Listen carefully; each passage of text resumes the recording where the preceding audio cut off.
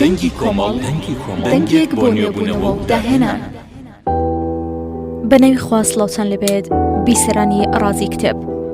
خۆشحاڵین بە کتێبێکی نوێ لەژێر ناونیشانی دۆزەخ دێنەوە خزمەتان. ئەم کتێبە لە نووسینی محەممەد متەوەلی شەعراویە و وەرگێڕانی ئەبوبەکری سیدیقی.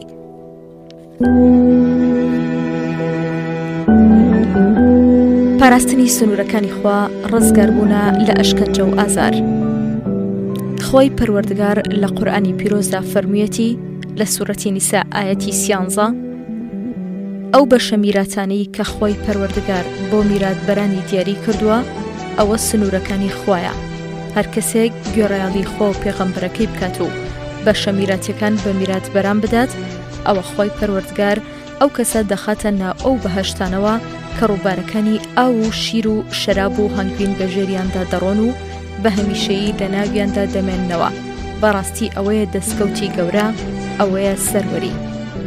کاتێک کە خۆی پەروەردگار سنوورەکانی دیاری دەکات، ئەوە لەم کاتەدا خۆی گەورە ناهێڵێ هیچ حەق و مافێک لەگەڵ حەق و مافێکی تردا تێکەڵاو ببێت، یان هیچ حەق و مافێک لەگەڵ شتێکی باتڵ و پوچدا تێکەڵاو ببێت. خۆی پەروەردگار هەر بۆ خۆی سنوورەکانی دادنێ و هەر بۆ خۆشی مافەکان لە مافەکانی تر جودا دەکاتەوە. ئێمە کاتێک کە هەڵدەستین بە جیاکردنەوەی مافەکان لە یەکتری، چ لە ماڵ و خانووەکاندا بێت و چ لە زەوی و زارەکاندا بێت، ئەوە ئێمە لەم کاتەدا چەند سنوورێکی ئاشکرا دادنین. سنوور واتە ناون و جیاکەرەوەیەک کە ئەم ناوەنە لە نێوان مافەکاندا دادەنرێت لەو ڕۆوە کە نابێ هیچ کەس ماڵ و سامان و حەق و مافی کەسێکی تر بۆ خۆی ببات و وەری بگرێت. ئەو سنوورانەی کە ئێمە دروستیان دەکەین، بەڵام زۆرینەی خەڵک لێیان بێ ئاگان دوو جۆرن. جۆرێکیان بەهۆی بیناکردن لەسەریەوە بۆ شوێنێکی تر تێپەڕ ناکات. کاتێک کەسێک بیاوێت کەوا بینایەک دروست بکات، ئەوە یەکەمیان لەسەر ئەو زەویەی کە مافی خۆیەتی بیناکە دروست دەکات و دیوارەکانیشی هەندێکی بە هەندێکیانەوە دەنووسێن و لە کاتێکدا کە جوتیارێک لە تەنیش جوتیارێکی ترەوە کشت و کاڵێک دەچێنێت، ئەوە هەر یەکەیان لە زەوی خۆیدا کشت و کاڵەکەی دەچێنێت و لە نێوان ئەو دوو پارچە زەویەدا سنوورێکەیە و ئەمەش لە سوود و قازانجگەیاندندا ڕوودەدات و پەیدا دەبێت. بەڵام بە ئێمە دابنین کەوا جوتیارێک دەیەوێ برنج بچێنێ، دراوسێکەشی برنج ناچێنێت. ئەو جوتیاری کە برنج ناچێنێت، زەوی و ئەرزەکەی ئاوێکی زیاد و زۆر وەردەگرێت. ئاوی زۆر بۆ دانەوێڵی برنج باشە، بەڵام کشت و کاڵی تر خراپ دەکات. لەبەر ئەوە لێرەدا پێویستە ئەو جوتیارەی کە دانەوێڵی برنج دەچێنێ سنوورێک بە ناوی سنووری نزیکی و دراوسێتی دادنێت بۆ ئەوەی زەرەر و زیان بە کشت و کاڵی خەڵکی تر نەگەێنێ. بۆیە ئەو سنوورە سنووری مڵکایەتی نییە. بۆیە چێنەری دانەوێڵی برنج دەبێت لە زەویەکەی خۆیدا ماوەی 2 مەتر کەم بکاتەوە و سنووری نزیکیان پێ دروست بکات، تاوەکو ئەو ئەوەی کە دانەوێڵی برنجی پێ ئاو دەدرێت نچێتە ناو زەوی دراوسەکەیەوە. ئەم سنوورە سنوورێکە ناهێڵێ زەرەر و زیان بە کشت و کاڵی خەڵکی دیکە بگەێنێ. ئەم سنوورەش جیاوازە لەو سنوورەی کە ناهێڵێ زەوی خەڵک بکات بە مڵکی خۆی. کەواتە لەو لایەنەوە کە مرۆڤ خۆی دەپارێزێلەوەی کە زەرەر و زیان بە خەڵکی دیکە بگەێنێ، لەسەری پێویستە ئاگادار بێتەوە لەم وتە جوان و شیرینەی کە دەڵێ تۆ مافەکەت مەخەرە کۆتایی سنوورەکەتەوە، بەڵکو بۆ سوود وەرگرتن لە سنوورەکەت تۆ مافەکەت دوور بخەرەوە. ئەمە لە مڵکایەتیدایە. ئەمەش لە کاتێکدایە کە سوود وەرگرتنت لە شتەکانی خۆت زەرەر و زیان بە دراوسێکەت بگەێنێ. بە هەمان شێوەی کەوتمان خۆی پەروەردگار مامەڵەمان لەگەڵدا دەکات، وێنەی باڵاتریش هەر بۆ خوددایە. ئەوە تا خۆی پەروەردگار لە فەرمانەکانیدا لە سوورەتی بەقەرە ئایەتی 229 دەفەرمێت ئەو فەرمانانە سنوورەکانی خۆی پەروەردگارن، ئێوە مەیان بزێن و خۆی پەروەردگار لە قەدەغەکراوەکانیشدا لە سوورەتی بەقەرە ئایەتی 187 فەرموویەتی ئەو قەدەغەکراوانە سنوورەکانی خۆی پەروەردگارن، ئێوە هەر نزیکیان مەکەونەوە. ئەمە مانای ئەوەیە هەر کاتێک تۆ فەرمانێکی خوات پێگەیشت، ئەوە تۆ لەم فەرمانە نابێت تێپەڕی و لی تەجاوز بکەیت. ئەمە مڵکایەتیە. و هەر کاتێک قەدەغەکراوێکت لە خۆی پەروەردگارەوە پێگەیشت، ئەوە تۆ لەو قەدەغەکراوە هەر نزیک مەبەوە. نمونە بۆ ئەوەی وتمان قەدەغەکردنی ئارەق و شەرابە. خۆی پەروەردگار نەیفەرمووە لا تەشرەب الخەمر، واتە ئارەق و شەراب مەخۆ، بەڵکو لە سوورەتی مائیدە ئایەتی 90 دەفەرمێت ئێوە هەر نزیکی ئەو شوێنەش مەکەونەوە کە ئارەق و شەرابی لێیە، ئێوە لەلایەک بن ئەو ئارەق و شەراب و قومار و بت و دار و پشکانەش با لەلایەکی ترەوە بن. هەر لەبەر ئەوەیە کە خۆی پەروەردگار لە باسی داستانی ئادەم و خواردنی دارەکەدا نەیفەرمووە لا تەئکولا من شەجەرە، واتە لەو دارە مەخۆن، بەڵکو فەرموویەتی ئێوە هەر نزیکی ئەو دارە مەبنەوە. ئەمە سنوورێکە پێی دەڵێن سنووری پێنەگەیاندنی زیان. بەڕاستی ئەمە فەرمانێکی خۆی پەروەردگارە بەوە کە هەر نابێت لەو دارە قەدەغەکراوە نزیک ببنەوە تاوەکو مرۆڤ لەو دارە قەدەغەکراوە ئارەزووی خواردن نەکات.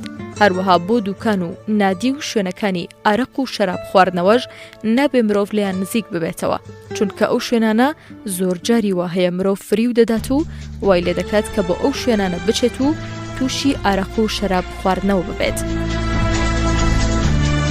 کەواتە خوا جەل جەلالوه کە لە فەرمانەکانیدا فەرموویەتی ئەوانە سنوورەکانی خۆی پەروەردگارن مەیان بەزێنن، ئەمەش پەیوەندی بە موڵکایەتیەوە هەیە، بەڵام خوا جەل جەلالوه لە قەدەغەکراوەکانیشدا فەرموویەتی ئەوانە سنوورەکانی خۆی پەروەردگارن هەر نزیکیان مەبنەوە. و پێغەمبەری خوش صلی الله علیه وسلم فەرموویەتی شتی حەڵاڵ ئاشکرایە و شتی حرامیش ئاشکرایە.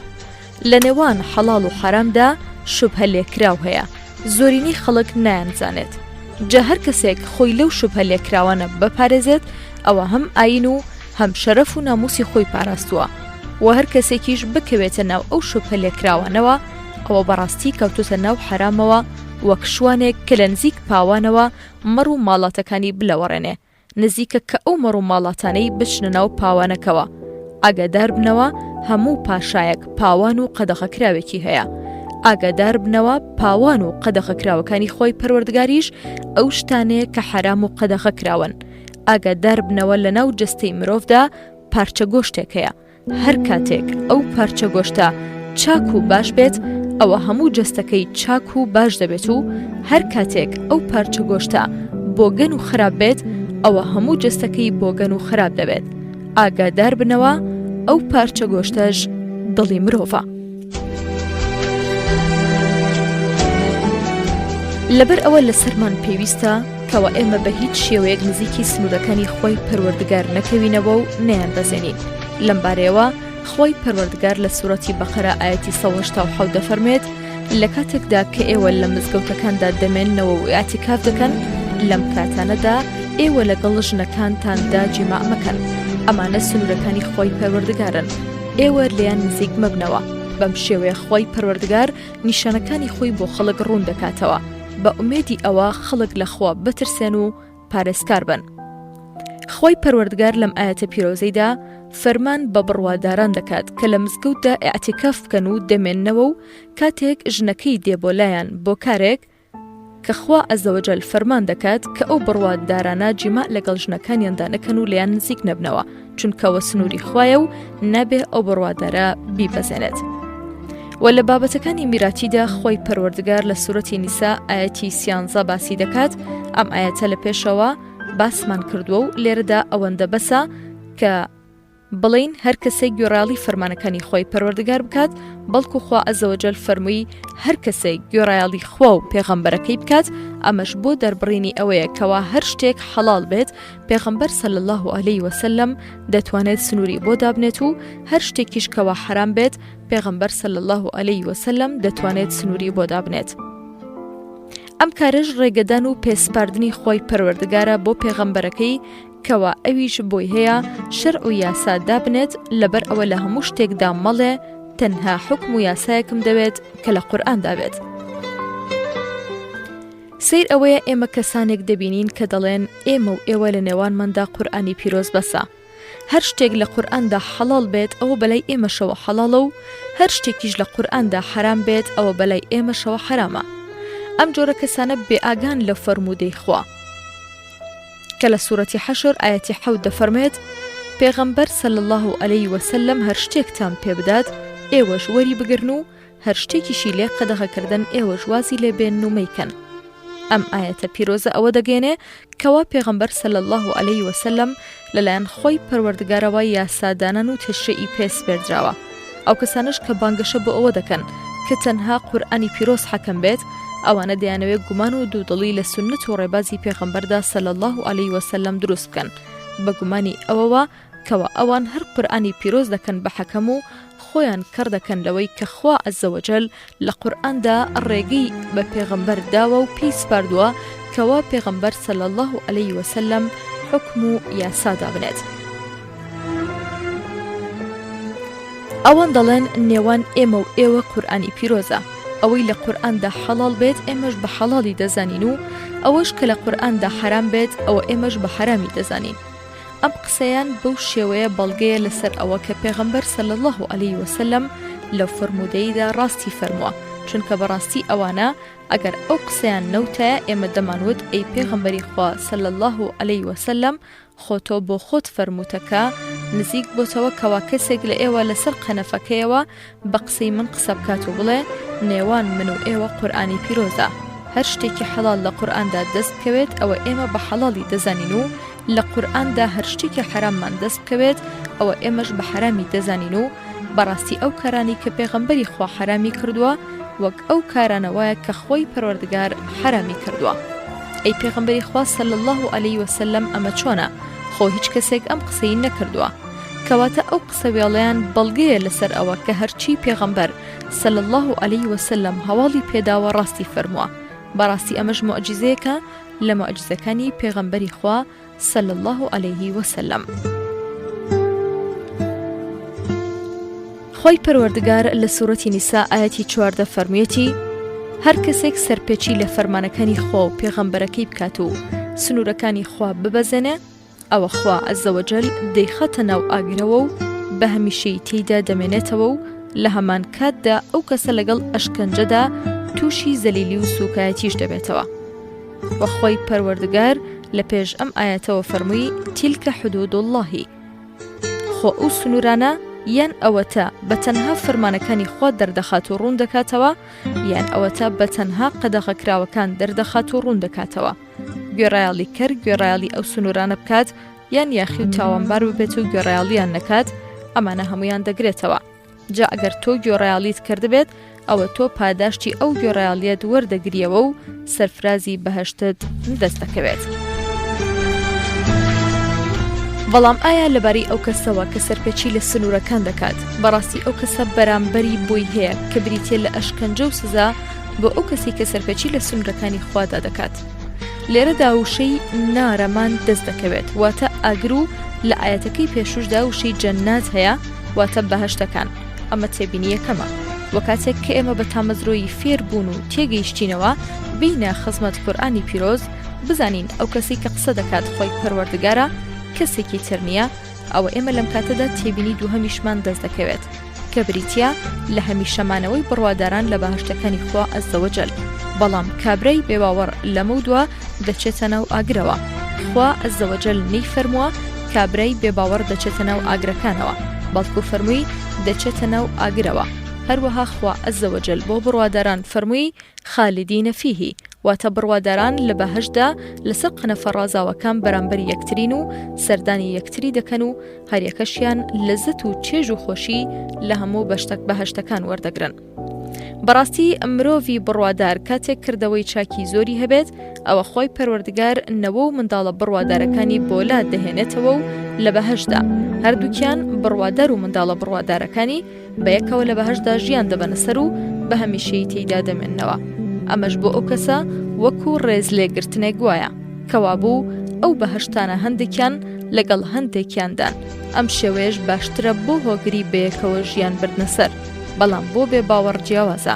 خۆی پەروەردگار لە دوا ڕۆژدا هیچ نەوەوەچەیەک ناگەڕێتەوە بۆ لای باوکو دایکە بێ باوەڕەکانیان. هەر کەسێکیش لەوێ باوەڕان سزاکەی کە ئاگرە وەردەگرێت و لە ئاگریشدا هیچیان هۆگری یەکتری نابن و هەرێک لە بێ باوەڕانیش لەناو ئاگرەکەی خۆیدایە وەک زیندانیکی تاکی لەناو زیندانەکەیدا. لە ئاەتەکەدا وشەی جەنات و نار وشەی خالیدین و خالیدەمان هەیە. بەکارهێنانی هەریەک لەم وشانە مانای تایبەتی خۆی هەیە. ئینسانی دیندار و گوێڕایەڵ لە دوا ڕۆژدا چەند بەهەشتێکی پێ دەبڕدرێت و لەو بەهەشتانشدا هۆگری نەوە و برایانی بڕوایی ئیمانی خۆی دەبێت. بەیەکەوە ژیان دەبنە سەر و بە هەمیشەیی هەمویان دایکان و باوکان و نەوەکانیان لەو بەهەشتانەدا دەمێننەوە.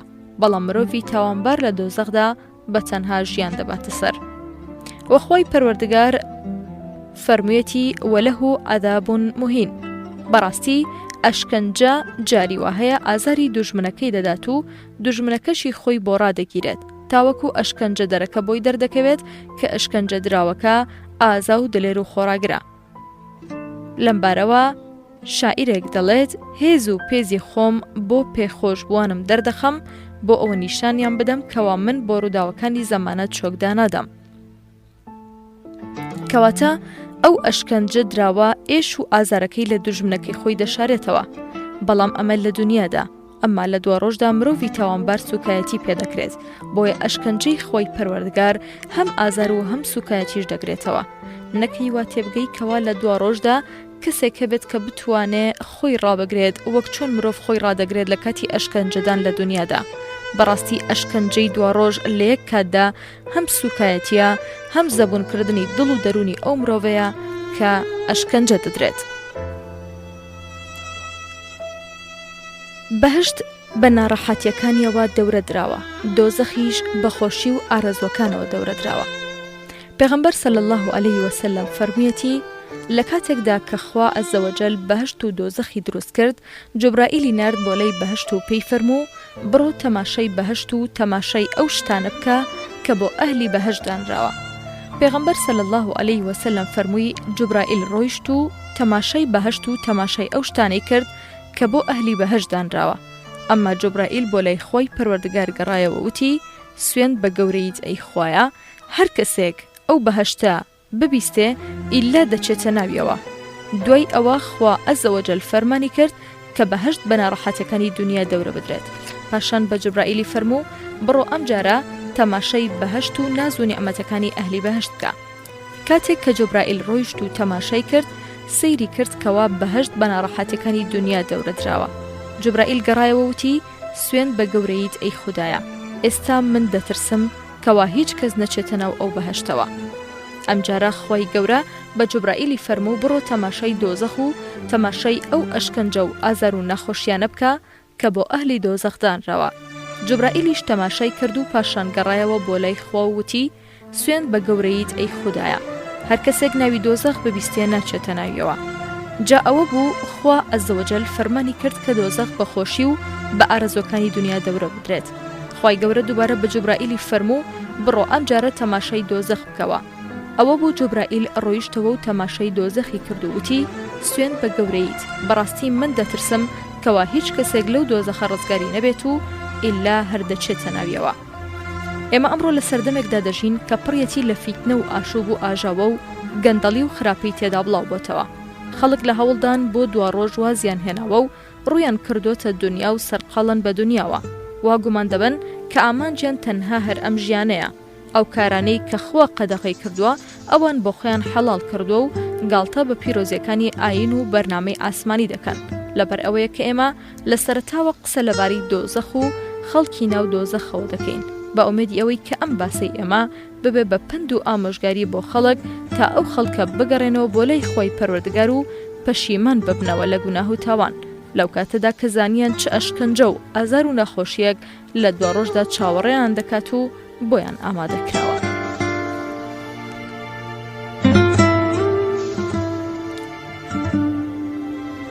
خۆشەویستانم، ئەم کتێبە لە ژەرناویشانی دۆزەخ بەردەوامی دەبێت. خواتان لەگەڵ.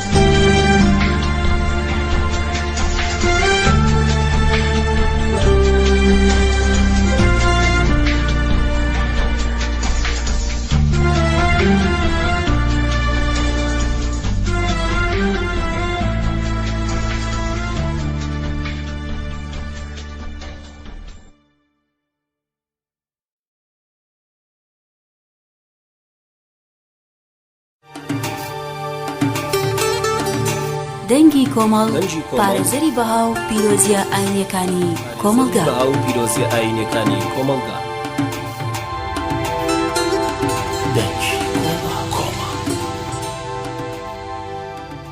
کتێبی دۆزەخ لە نووسینی محەممەد متەوەلە شعراوی وەرگێڕانی ئەبوبەکری سیدیقی.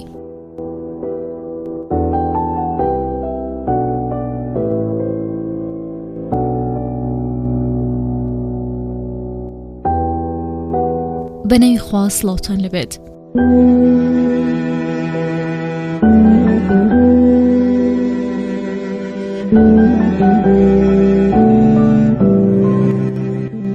ئەشکەنجە و ئازاری ئاگر تەنها هەر برژان و سووتاندنی دەموچاو و پێستەی مرۆڤەکان نییە، بەڵکو لەگەڵ ئەمەشدا زەبوون و زەلیلکردنی بێباوەڕانیشە کەوابوو ئەو ئەشکەنجەیە هەم ئەشکەنجەی مادیە و هەم ئەشکەنجەی دەرونیە.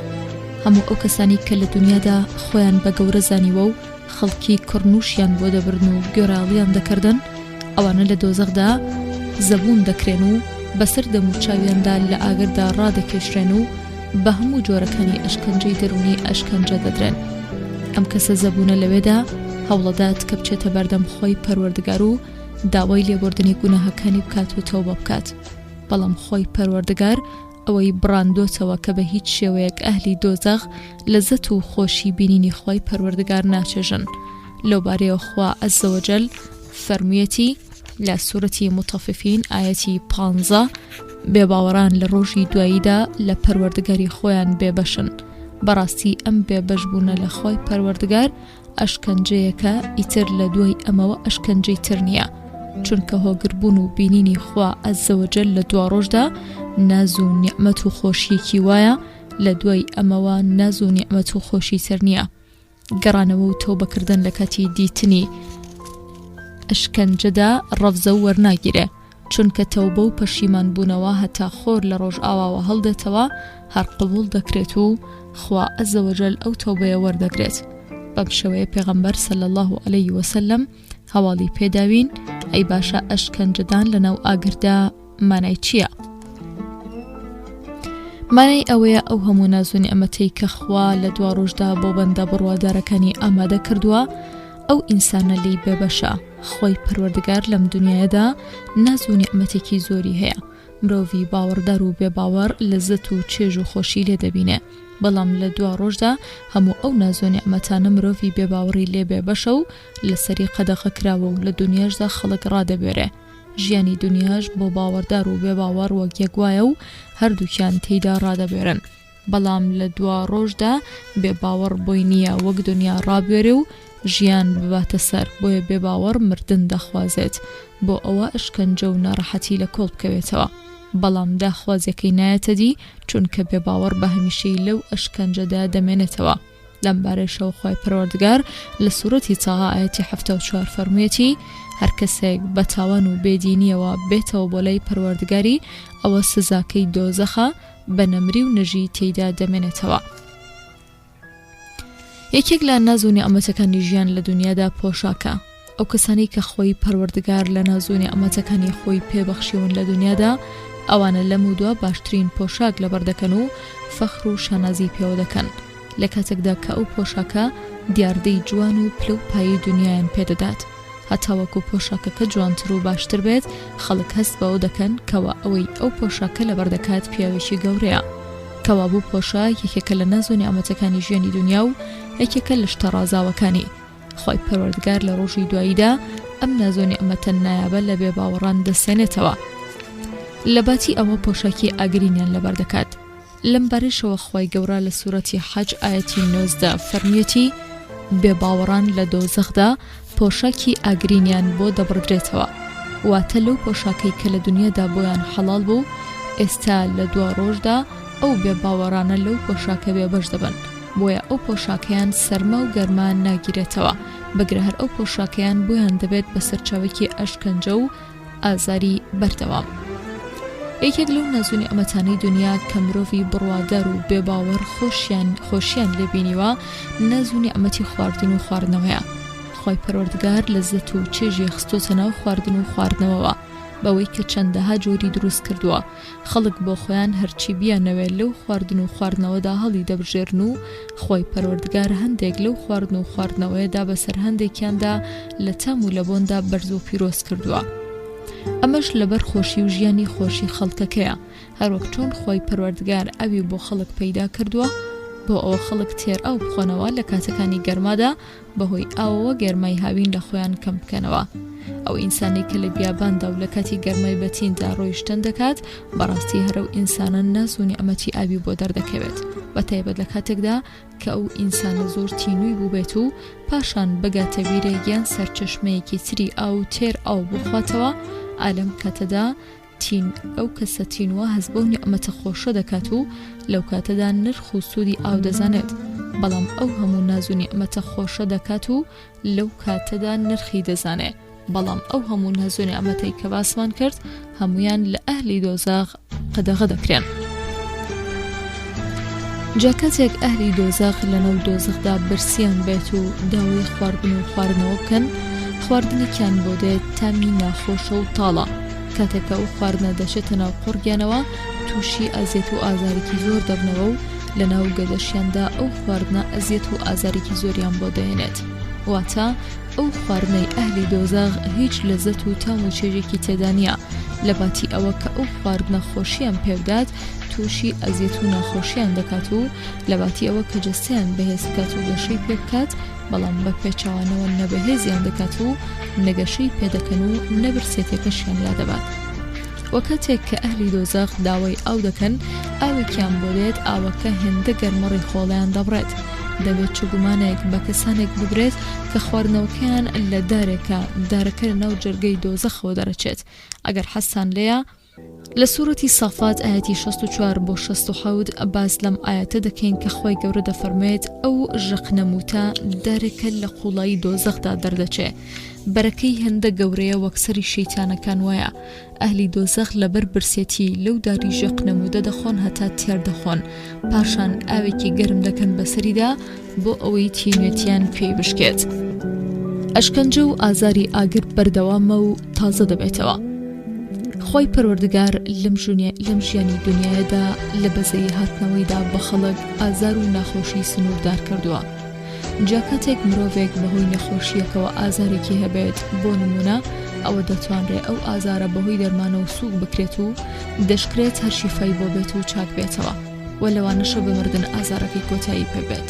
کاتێک برینێک یان سووتانێک تووشی مرۆڤ ببێت، ئەوە هەتا پێستەکەی ژیانی تێدا هەبێت ئەو ئازارەش بەردەوام دەبێت، چونکە ڕاستەوخۆ دەمارەکانی لەژێر پێستەوە هەستکردنی هەیە. لەبەر ئەوە کاتێک کە مرۆڤ دەرزیەکی لێدەدرێت زۆر هەستی پێناکات کە دەرزەکە دەگاتە ناو گۆشتەکەوە، واتە تەنها ساتێکی کەم ئازاری پێدەگات و پاشان خێرات دەرزەکە دەگاتە ناو گۆشتەکەەوە و پێستەکەی ئازاری نامێنێت. بەڵام لە دوا ڕۆژدا جیاوازە خۆی پەروەردگار ئەو بەزەی خۆی بۆ ئەهلی دۆزەخ نامێنێ. هەر کاتێک ئەهلی دۆزەخ پێستیان بە ئاگر بسووتێ، ئەوە خۆی پەروەردگار دەست بەجێ ئەو پێستیان بۆ دەگۆڕێ بە پێستێکی دیکە بۆ ئەوەی بەردەوام هەست بە ئازار بکەن و ئەو ئازاریان نەوەستێ و لەسەریان سووک نەبێت. لەم بارێشەوە خۆی پەروەردگار لە سوورەتی نیسا ئاەتی 56 دەفەرمێت ئەو بێباوەڕانەی کە بڕوایان بە نیشانەکانی ئێمە نیە، ئەوە ئێمە لە دوا ڕۆژدا دەیان خینە ناو ئاگرێکەوە، هەر جارێک پێستەکەیان بکوڵێ بسووتێ، ئەوە ئێمە پێستی تریان بۆ دەگۆڕینەوە بۆ ئەوەی ئەشکەنجە و ئازاری زیاتر بچێژن. یەکێکی تر لە ناز و نیعمەتەکانی خۆی پەروەردگار لە دنیادا ئەوەیە مرۆڤ ڕێز و کەسایەتی خۆی هەیە، هەموو کەس ڕێز و حورمەتی لێدەگیرێ، گەورەکان زیاتر. خەڵک بەم شێوە ژیان دەبەنە سەر لە دنیادا و سەریان بەرزە و کەس ناتوانێت سوکایەتیان پێ بکات. ئەگەر کەسێک لە شوێنێک تەنگە چاوکرا دەتوانێت بچێت بۆ شوێنێکی دیکە و لەوێ ژیان بباتە سەر. هەر مرۆڤێک لە شارەکەی خۆیدا ئەگەر تەنگە چاو بکرێت، ئەوە دەتوانێت بچێت بۆ شارێکی دیکە، یان دەتوانێت بچێتە ئوتێلێکەوە، یان بچێتە پارک و باخچەیەک و کاتەکە بەسەر وبات. بەڵام لە دوا ڕۆژدا پەنا دەگرین بەخوا ئەگەر مرۆڤێک ئەهلی دۆزەخ بێت، ئەوە ئەو مرۆڤە لەگەڵ ئەو ئەشکەنجە توندەی کە هەیەی ناتوانێت لەو شوێنی خۆیدا جودا بێتەوە و لەم بەرەشەوە خۆی پەروەردگار فەرموویەتی لە سوورەتی حەج ئاەتی 22 ئەهلی دۆزەخ بەردەوام لە غەم و پەژارەدا ژیان دەبەنە سەر و پێیان دەوترێ ئەو ئەشکنجە و ئازارە سووتێنەرە بچێژن و ئەو کەسانی کە لە دنیادا لووتبەرز بوون لەسەر سەر دەیانهێن و ئاوی گەرم دەکەن بە سەریاندا و فریشتەکان پێیان دەڵێن وەک لە سوورەتی دوخان ئاەتی 49 هاتووە دا ئەو ئەشکنجە و ئازارەت بچێژە چونکە بەڕاستی تۆ لە کاتی خۆیدا لەناو خەڵکدا دەسەڵاتدار و بەڕێز بوویت واتە ئەی ئەو کەسەی کە لە دنیادا دەسەڵاتدار بوویت و خۆی پەروەردگاری ڕێزی لێگرتی و ماڵ و سامان و دەسەڵاتی پێدای لەبری ئەوە کە تۆ سوپاسی ئەو هەموو ناز و نیعمەتەی خوا بکەیت لەبری ئەوە تۆ شکرانە بژێر بیت بەڵام تۆ کوفری ئەو ناز و نیعمەتت کرد و سپڵە بوویت دەبە خۆت ئێستا سزاکەی وەربگرە لەبەر ئەوەیە ئەو سزایە هەر تەنها بە ئەشکنجە و ئازاردان نییە و بەڵکو بە سوکایەتی و زەبوونکردنیشە ئەوەی زانراوە ئەوەیە دەموچە و گەردنی مرۆڤ نیشانی ڕێزی ئەو مرۆڤەیە بۆیە ئەو مرۆڤەی کە سەری بەرزە مرۆڤێکی سەروەر و سەربەرز و بەڕێزە لەبەر ئەوەی کاتێک کە تۆ دەتەوێت تەعبیر بدەیە لە ئەو پەڕی سوکایەتی کردنت بە مرۆڤێک تۆ ئەوەی پێدەڵێی بەخوا دەبێت سەرشۆڕی بکەم و سەری بخەمە سەرزەوی واتە ئەو کەسە لەگەڵ ئەوەدا کە خۆی بەزل دەزانێ دەبێت سەری شۆڕ بکرێتەوە بۆ سەرزەوی کە ئەمەش نیشانی زەبوونی و سوکایەتی پێکردنی ئەو کەسەیە لە ڕۆژی دواییدا خۆی پەروەردگار ئەو بێ باوەڕانە دەهێنێ کە لە ناو بێ باوەڕیدا سەریان بەرز بە و زەبەلاح بوون خی گەورە ئەوانە دەهێنێ بۆ ئەوە سەر و گردنیان کۆت و زنجیر بکرێت و لە دۆزەخدا لەسەر ڕابکێشرێن بۆ زەبوونی و سوکایەتی پێکردنیان ئەمەش جۆرێکە لە ئەشکەنجەی دەرونی لەمبارەشۆ خۆی پەروەردگار لە سوورەتی غافر ئاەتی 71 دەفەرمێت بە کۆت و زنجیرەوە لە دۆزەخدا ڕادەکێشرێن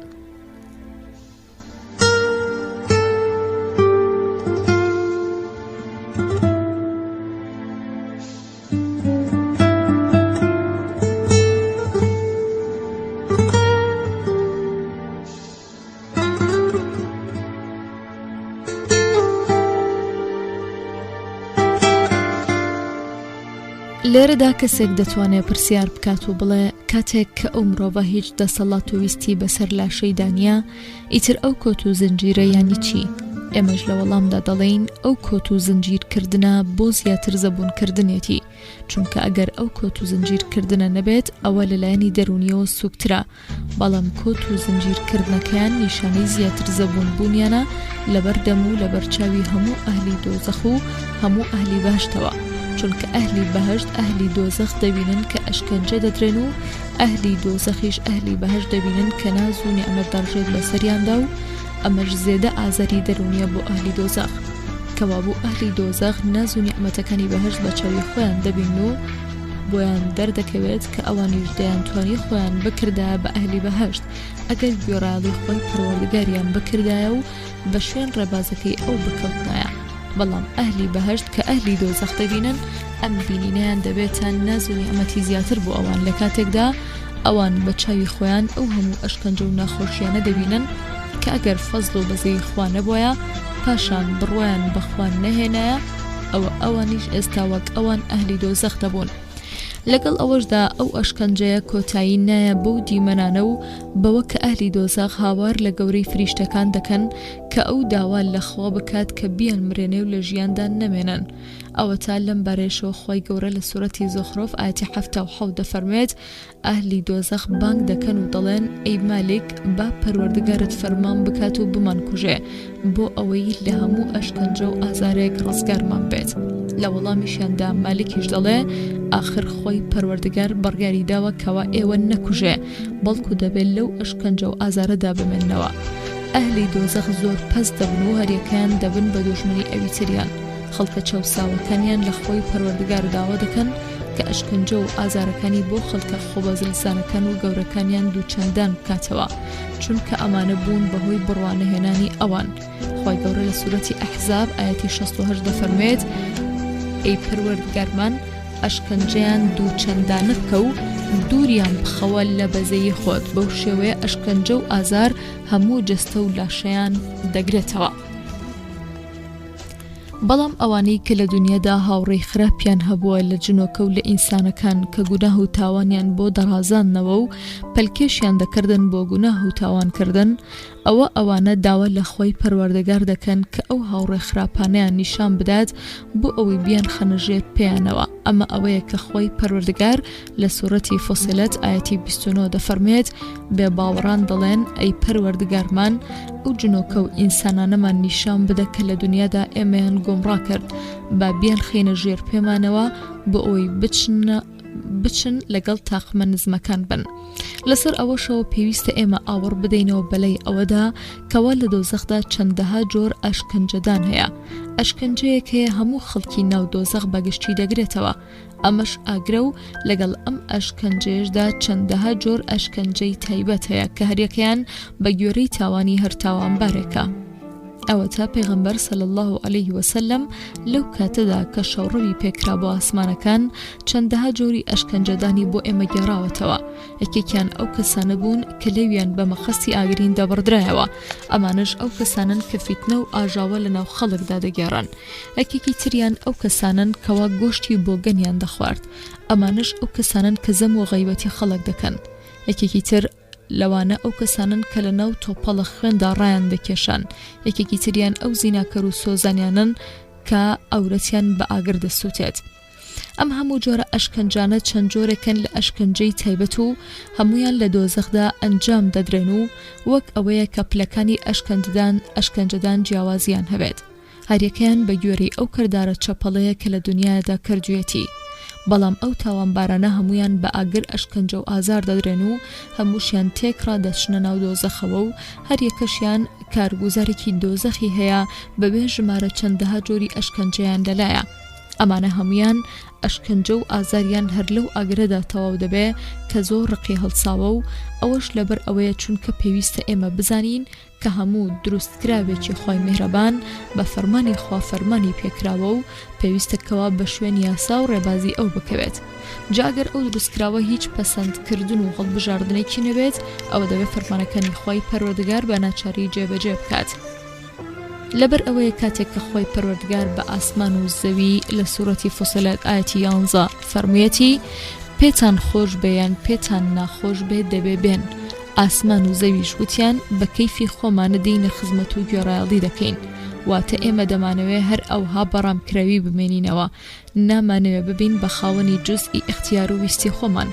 بەڵام ئینسان ئەوەی هەڵبژارد کە ببێ بە خاوەنی جوزئی اختیار و ویستی خۆی بۆ جێبەجێکردنی یاسا و ڕێبازی خۆی پەروەردگار و هەموو کەسێکی پابند بە یاسا و ڕێبازی خۆی پەروەردگارەوە لە دنیادا ئینسانی بێبەند و باری خۆش ناوێ و ڕقی لێ دەبێتەوە. لەبەر ئەوەیە کە کاتێک ئێمە لەبارەی لەدایکبوونی پێغەمبەرەوە صلی الله عليه وسلم قسەمان کرد و وتمان بوونەوەر تێکرا بە گیاندار و بێگیانەوە خۆشحاڵی خۆیان بۆ هاتنە دنیای پێغەمبەر صلی الله عليه وسلم دەربڕی و خۆشحاڵ بوون. ئەوەش لەبەر ئەوەیە چونکە ڕێبازەکەی پێغەمبەر صلی الله عليه وسلم مرۆڤ و هەموو بوونەوەر بۆ گۆڕایەڵیکردنی فەرمانەکانی خۆی پەروەردگار بەیەکەوە ڕێک دەخات و دەیان گونجێنێ و ئەوەی کەوا دەکات گونجانی مرۆڤ و بوونەوەر بەیەکەوە لە زەینی ئێمەدا دوور بێت و هەندێکیش هەر لەی حاڵی نابن. ئەوەیە ئێمە بڕوامان وایە لەم بوونەوەرەدا هەستکردن تەنها هەر بۆ مرۆڤە و لەم بوونەوەرەدا ژیان تەنها هەر ژیانی مرۆڤە و لەم بوونەوەرەدا ویست و ئیرادە تەنها هەر ویست و ئیرادەی مرۆڤە و هیچ کاتێک بە زەین و بیری ئێمەدا نایە کەوا بێگانەکان هەموو ئەو نرخ و بەهایانەی ئینسانیان هەبێت و کاتێک کە حقیقەت و ڕاستی ئەمە بێت لەبەر ئەوە چونکە بەردەکان و کێوەکان و هەموو زەوی تەسبیحاتی خوا دەکەن. کەوا بۆ هەموو ئەو بوونەوەرەی کە گوێڕاڵی خۆی پەروەردگار دەکات و ڕق و چینەیەکی زۆری لە مرۆڤی بێباوەڕ هەڵگرتووە و دەیەوێت تۆڵەی لێ بسەندرێتەوە، لەبەر ئەوەیە ئاگر کە دروستکراوێکە و تەسبیحاتی خۆی پەروەردگار دەکات زۆر پڕە و قین لە دڵە بۆ ئەو بێباوەڕانە و خۆزیێرەکەوە ئەو بێباوەڕانە بە ئەم ئەشکەنجە بدرێن. لەبەر ئەوەیە کە خۆی گەورە لە سوورەتی مولک ئایەتی 8 دەفەرمێت دۆزەخ لە ڕقی ئەو بێباوەڕانە نزیکە پارچە پارچە بێت و لێک بترازێت. دەشتوانی ئەم فرمودەی خۆی پەروەردگاریش باز بکەین کە دەفەرمێت لە ڕۆژی دواییدا ئێمە بە دۆزەخ دەڵێن ئایا پڕبووی، ئەویش دەڵێ ئایا زیاتریش هەیە. ئەم ڕق و خەشمەی دۆزەخ لە بێباوەڕان مانەی ئەوەیە بەڕاستی دۆزەخ بۆ بەجێهێنانی کارەکەی خۆی کە سوتاندن و ئەشکەنجەدانی بێباوەڕانە زۆر بەختەوەرە و خۆی بە خۆشحاڵ دەزانێت. ئەمەش بەڵگەیە لەسەر ئەوە کە هەموو شتێک دەستە و سان و ناچارە بۆ ئەو شتێک کە خۆی گەورە بۆی دروست کردووە. کارەکەی خۆش دەوێ و مادام کارەکەی خۆی خۆش بوێ کاتێک کە کارەکەی بەجێدێنێ خۆی زۆر بەختەوەر دەزانێت. لەم بارەیەوە ئێمە لەو فەرمایشتەی خۆی گەورە و ورد ببینەوە کە لەبارەی فیرعەون و دار و دەستەکەیەوە لە دوای خنکانیان فەرموویەتی لە سوورەتی دوخان ئاەتی 25 تا ئاەتی 29 فیرعەون و تاقمەکەی باغ و باخات و کشت و کاڵ و ناز و نیعمەتێکی زۆریان جێهێشت و بوو بە میراتی خەڵکانی تر و نە ئاسمان و نەزەویژ بۆیان نەگریان و دواش نەخران.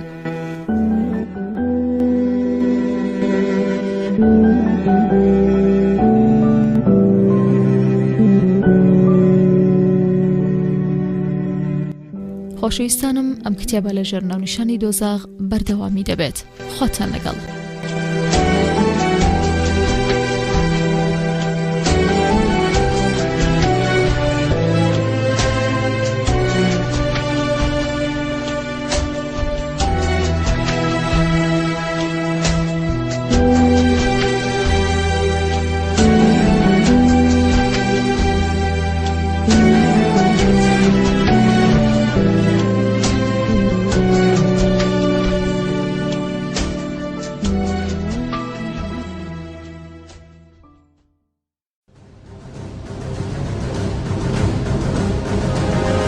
دەنگی کۆمەڵ دەنگێک بۆ نوێبوونەوە و داهێنان.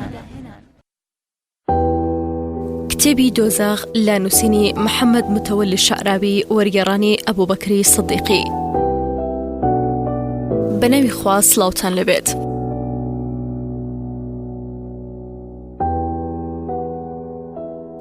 خۆی پەروەردگار ئاگرێکی تر نیشانی دۆزەخەکان دەدات کە لەو ئاەتەدا لە سوورەتی ئاراف ئاەتی 41 باسی دەکات و دەفەرمێت بێباوەڕان لە دۆزەخدا فەرشی ئاگر و پۆشاکی ئاگریان هەیە. واتە ئاگرەکە لە ژێریانەوە و لە سەریانەوە هەیە. ئاگرەکە لە هەموو لایەکەوە دەوڕیان دەدات و هەموو جەستەیان دەگرێتەوە. لەبەر ئەوەیە کە خۆی پەروەردگار دەیەوێت توند و تیژی و ئەشکەنجەمان لە ڕۆژی دواییدا نیشان بدات و شێوەکەی تەواو بێت بەوە کە لە سوورەتی زومەر ئاەتی 16 دەفەرمێت بێباوەڕان لە سەریانەوە و لە ژێریانەوە ئاگرە، واتە ئەو ئاگرە هەموو لایەکانی جەستی مرۆڤ دەگرێتەوە، چونکە مرۆڤ 6 لای هەیە، لای ڕاست، چەپ، پێشەوە و دواوە و سەرەوە و ژێرەوە. لێرەدا خۆی پەروەردگار بەم ئاەتە و بەو ئاەتە لە سوورەتی کەهف و ئاەتی 29 هاتوو دەفەرمێت ئێمە ئاگرێکمان بۆ ستەمکاران داناوە کە لە هەموو لایەکەوە ئاگرەکە چواردەوریان دەدات. بەم دوو ئاەتە خۆی پەروەردگار بۆ ئێمەی ڕوون کردوتەوە کەوە ئاگری دۆزەخ هەموو جەستەی بێباوەڕان دەگرێتەوە و لە هەموو لایەکەوە ئەو ئاگرە دەورەیان دەدات. جالم کاتەدا کە ئاگر لە هەموو لایەکەوە دەورەیان دەدات بێباوەڕان داوای ئەوە دەکەن کە خۆی پەروەردگار بیانگەڕێتەوە بۆ دنیا. لەم بارەوە خۆی گەورە لە سوورەتی ئەنعام ئاەتی 27 دەفەرمێت ئەگەر تۆ ببینی لە کاتێکدا بێباوەڕان لەسەر ئاگری دۆزەخ ڕادەگیرێن و دەڵێن خۆزگە ئێمە دەگەڕاینەوە بۆ دنیا و ئاەتەکانی پەروەردگاری خۆمانمان بەدرۆ نەدەزانی و دەچوینە ڕیزی بڕوادارانەوە، واتە بێباوەڕان داوا دەکەن کەوە جارێکی دیکە بگەڕێنەوە بۆ دنیا بۆ ئەوەی گوێڕایەڵی خۆی پەروەردگار بکەن و کردەوە چاک و باشەکان ئەنجام بدەن.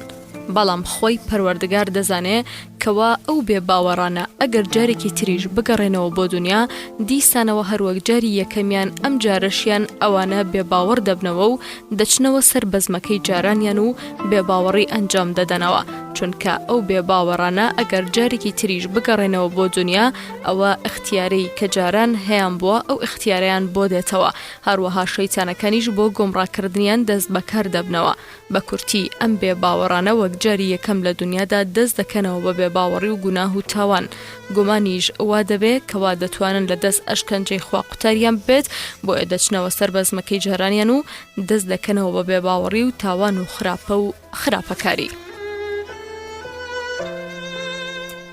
لەبارەی گەورەی دۆزەخەوە لەم بارەیەوە عەبدوڵڵای کوڕی مەسعود ئوتوێتی پێغەمبەر صلی الله علیه وسلم فەرموویەتی لە ڕۆژی دواییدا دۆزەخ دەهێنن 7,000 جڵەوی هەیە، لەگەڵ هەر جڵەوێکدا 7,000 فریشتەی لەگەڵدایە ڕای دەکێشن. زانەی پایەبەرز شێخ ئەبوو حامید لە کتێبی کەشف العلوم الآخرەدا باسی کردو و دەڵێ فریشتەکان دۆزەخ دەهێنن لەسەر 4 پایەدا و بە 7,000 جڵەویش ڕادەکێشرێت لەگەڵ هەر جڵەوێکدا 7,000 فریشتە هەیە و بەدەستی هەر یەک لەو فریشتانەوە ئەڵقەیەک هەیە.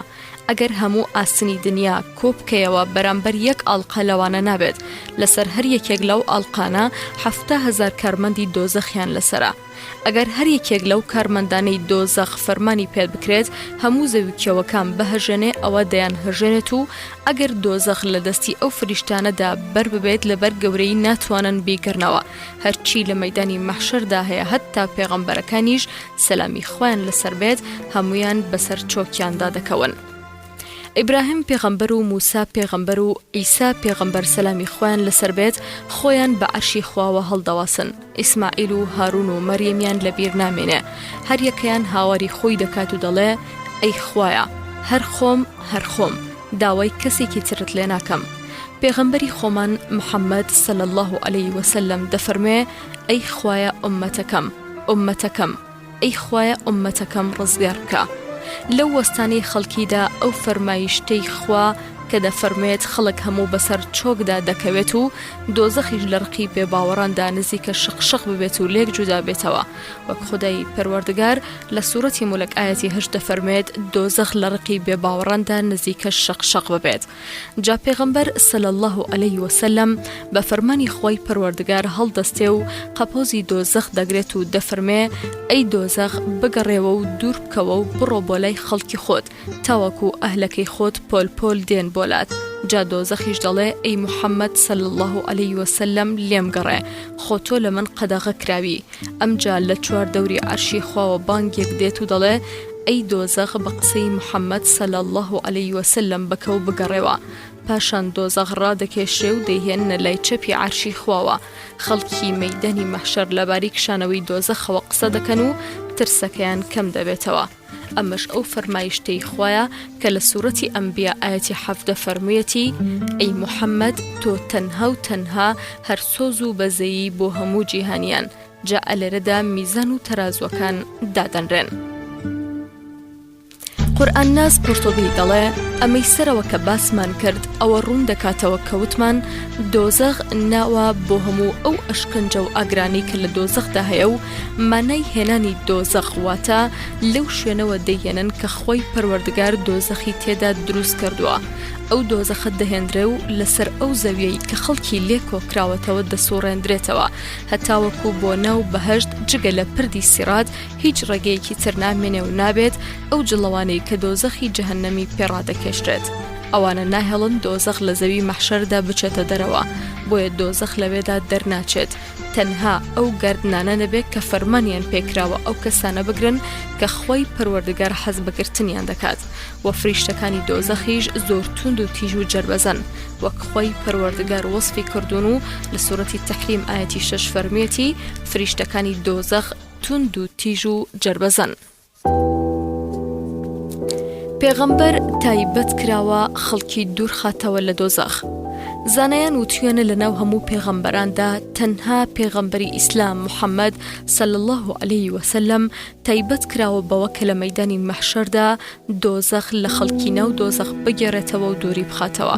ئەمەش لەبەر ئەوەیە چونکە پێغەمبەر صلی الله علیه وسلم لە شەوڕەویدا بۆ ئاسمانەکان بە چاوی خۆی دۆزەخی بینیوە و لە نوێژیشدا دۆزەخی پیشاندراوە وەک لە فەرمودەی ڕاست و سەحیحدا ئەمە هاتووە. ئەوە زانایان وتوێنە لە تایبەتکردنی پێغەمبەردا صلی الله علیه وسلم بۆ ئەو کارە چەند سوودێکەیە. یەکەم چونکە بێباوەڕان پێغەمبەریان صلی الله علیه وسلم بە درۆ دەخستەوە و زۆر ئەشکەنجە و ئەزیەتیان دەدا بۆیە خۆی پەروەردگار لەو شەوەدا دۆزەخی نیشانی پێغەمبەردا صلی الله علیه وسلم بۆ ئەوەی پێغەمبەر ئەشکەنجە و ئازارەکانی ئەو بێباوەڕانە بە چاوی خۆی ببینێ و بزانێ ئەو حاڵ و گوزەرانی ئەو بێباوەڕە ستەمکارانەیە. دووەم ئەو تایبەتکردنەی پێغەمبەر صلی الله علیه وسلم ئاماژەیە بۆ ئەوە کە کەسێکی وەک پێغەمبەر صلی الله علیه وسلم دڵی لە ڕاست دوژمنەکانی پاک و بێگرد بێت و تۆڵەیان لێ نەکاتەوە. ئەوە ئەو کەسە زیاتر و ئەولاتر دڵی لە ڕاست و دۆست و خۆشەویستەکانی خۆی پاکتر دەبێتەوە بەڕێزگرتن و تکاکردن و سەلامکردن لیان و غەم خواردن لیان. سێهەم نیشاندنی دۆزەخ بۆ پێغەمبەر صلی الله علیه وسلم پێدەچێت بۆ ئەوە بێت تاوەکو لە ڕۆژی دواییدا لەو کاتەدا کە ئاگری دۆزەخ خۆش دەکرێ و هەموو پێغەمبەران درود و سەلامی خۆیان لەسەر بێت هەر کەسەیان غەمی خۆیەتی و دەڵێ هەر خۆم ڕزگارم ببێت بەڵام پێغەمبەری ئیسلام محەممەد صلی الله علیه وسلم دەفەرمێت ئومەتەکەم هەر بۆیە خۆی پەروەردگار فەرمانی بە پێغەمبەر صلی الله علیه وسلم کرد و فەرمووی کە لە سوورەتی تەحریم ئاەتی 8 هاتووە لە ڕۆژی سەخت و دژواری ڕۆژی دواییدا خۆی پەروەردگار پێغەمبەرەکەی صلی الله علیه وسلم شەرمەزار و ڕێسوا ناکات. الحافظ ئەبوو خەتاب دەڵێ حکمت لەوەدا ئەوەیە کە پێغەمبەر صلی الله علیه وسلم بە تکاکردن و بە پاڕانەوە لەخوا بۆ ئومەتەکەی خەریک بێت تا ئومەتەکەی ڕزگاریان ببێت لە سەختی و ناخۆشی ئەو ڕۆژە. خۆ ئەگەر خۆی پەروەردگار پێغەمبەرەکەی ئەمین نەکردایەتەوە دیارە ئەوی ژووکو پێغەمبەرەکانی دیکە هەر خەریکی حاڵی خۆی دەبوو نەدەپەرژە سەر حاڵی خەڵکو و تکاکردن بۆیان. بەڕاستی هەموو پێغەمبەرەکانی تر لە پێش ڕۆژی دواییەوە هیچ شتێکیان لە شتەکانی ڕۆژی دوایی نەبینیوە. جاکاتێک کە چاویان بەو شتانە دەکەوێت دەترسێن و قسەیان بۆ ناکرێت و تکاشیان بۆ ناکرێت لە ترسی ئەو ڕۆژە لەبەر خۆیان ئاگیان لە ئومەتەکەیان نامێنێ. بەڵام پێغەمبەری خۆمان محەممەد صلی الله علیه وسلم لە پێش ڕۆژی دواییەوە هەموو شتەکانی ڕۆژی دوایی بینیوە وەک پێغەمبەرەکانی تر دەترسێن و ئەم ناترسێت لەگەڵ خۆی پەروەردگاردا وتار دەدات و قسەی لەگەڵدا دەکات. ئەمەش ئەو پلە و پایە بەرزەیە کە خۆی گەورە و پەروەردگار بەڵێنی پێداوە لە قورئانی پیرۆز و لە سونەتی بەپێزدا هاتووە. ئەو پیشاندانە بەڵگەیە لەسەر ئەوە کە بەهەشت و دۆزەخ هەردووکیان ئێستا دروستکراون و هەن تەنها مۆعتەزیلەکان نەبێ کە پێیان وایە بەهەشت و دۆزەخ ئێستانین ڕۆژی دوایی دروست دەکرێن. لەمبارەیەوە خۆی گەورە فەرموویەتی کە لە سوورەتی بەقەرە ئاەتی 24 هاتووە دۆزەخ بۆ بێباوەڕان ئامادە کراوە. خۆ دیارە ئامادەکردن بەڵگەیە لەسەر دروستبوون و هەبوونی بەهەشت و دۆزەخ. ئەو نیشاندانە پێدەچێت بۆ ئەوە بێت تاوەکو پێغەمبەر صلی الله علیه وسلم کەمی و چاپەڵی دنیای بۆ دەرکەوێت لە بەرامبەر ئەو هەموو ناز و نیعمەت و خۆشیانەی کە لە شەوڕەویدا چاوی پێکەوتووە بۆ ئەوەی پێغەمبەر صلی الله علیه وسلم زیاتر دنیای لە پێشچاو کەمتر ببێتەوە و بۆ ناخۆش و ناڕەحەتیەکان ئارامگرتر بێت تاوەکو ئەمە بیگەێنێتە ناو بەهەشت. لەمبارەیەوە وتویانە چەند خۆشە ئەو ناڕەحەتی کە خاوەنەکەی بەرەو خۆشی و هەرزانی دەبات و چەند ناخۆشە ئەو ناز و نیعمەتەی کە خاوەنەکەی بەرەو بەڵاو و ناڕەحەتی دەبات.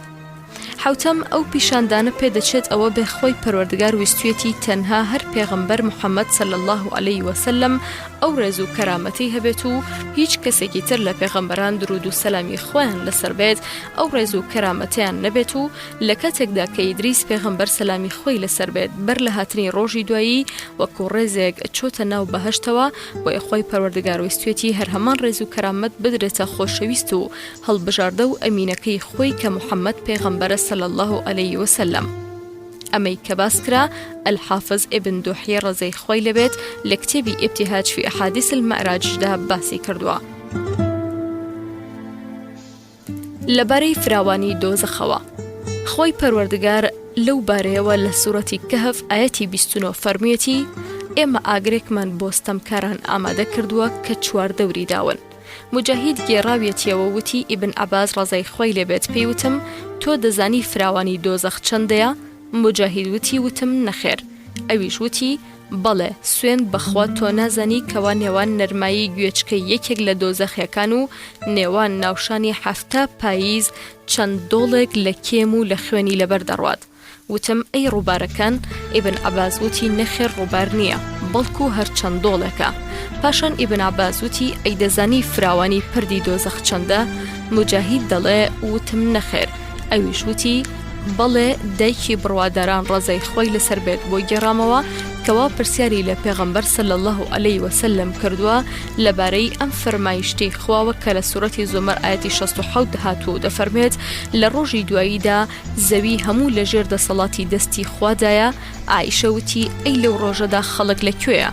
پێغەمبەریش صلی الله علیه وسلم لە وەڵامدا فەرمووی لەو ڕۆژەدا خەڵک هەمووی لەسەر پردی دۆزەخدان واتە لەو ڕۆژەدا خەڵک هەمووی لەسەر پردی سیراتدان. هەروەها ئەبوو سەعیدی خودری لە پێغەمبەرەوە صلی الله علیه وسلم کە فەرموویەتی چوارچەوەی ئاگری دۆزەخ 4 دیوارە، ئەستوری هەر دیوارەش ماوەی 40 ساڵە. لەبارەی گرمی و سەختی ئەشکەنجە و ئازاری دۆزەخیشەوە لەم بارەیەوە ئەبوو هورەیرە ڕەزای خۆی لەبێت لە پێغەمبەرەوە صلی الله علیه وسلم دەگەڕێتەوە کە فەرموویەتی ئاگری دۆزەخ 1000 ساڵ داگیرساوە هەتا سوور هەڵگەڕاوە، پاشان 1000 ساڵی تر داگیرساوە هەتا سپی هەڵگەڕاوە، پاشان 1000 ساڵی تر داگیرساوە هەتا ڕەش هەڵگەڕاوە. بۆیە ئاگری دۆزەخ ڕەش و تاریکە. هەروەها ئەبوو هورەیرە گێڕاویەتەوە کە پێغەمبەر صلی الله علیه وسلم فەرموویەتی ئەو ئاگری کە ئێوە دەیسووتێنن بەشێکە لە 7 بەشی ئاگری دۆزەخ. یارەکانیش وتیان ئەی پێغەمبەر صلی الله علیه وسلم خۆ هەر ئەوە بەسە. پێغەمبەریش صلی الله علیه وسلم فەرمووی ئەم ئاگرەی ئێوە بەشێکە لە 79 بەشی ئاگری دۆزەخ، خۆ ئەگەر 2 جار بە ئاو نەکوژایەتەوە ئێوە سوودتان لێ نەدەبینی و ئەو ئاگری ئێوە لە خوا دەپارێتەوە کە نەی خاتەوە ناو ئاگری دۆزەخەوە. هەر ئەبوو هورەیرە گێڕاویەتەوە کەوا پێغەمبەر صلی الله علیه وسلم فەرموویەتی ئەم ئاگری ئێوە بەشێکە لە 7 بەش و 2 جاریش کراوەتە ناو دەریاوە، خۆ ئەگەر ئەوە نەبووایە سوودی بۆ کەس نەدەبوو.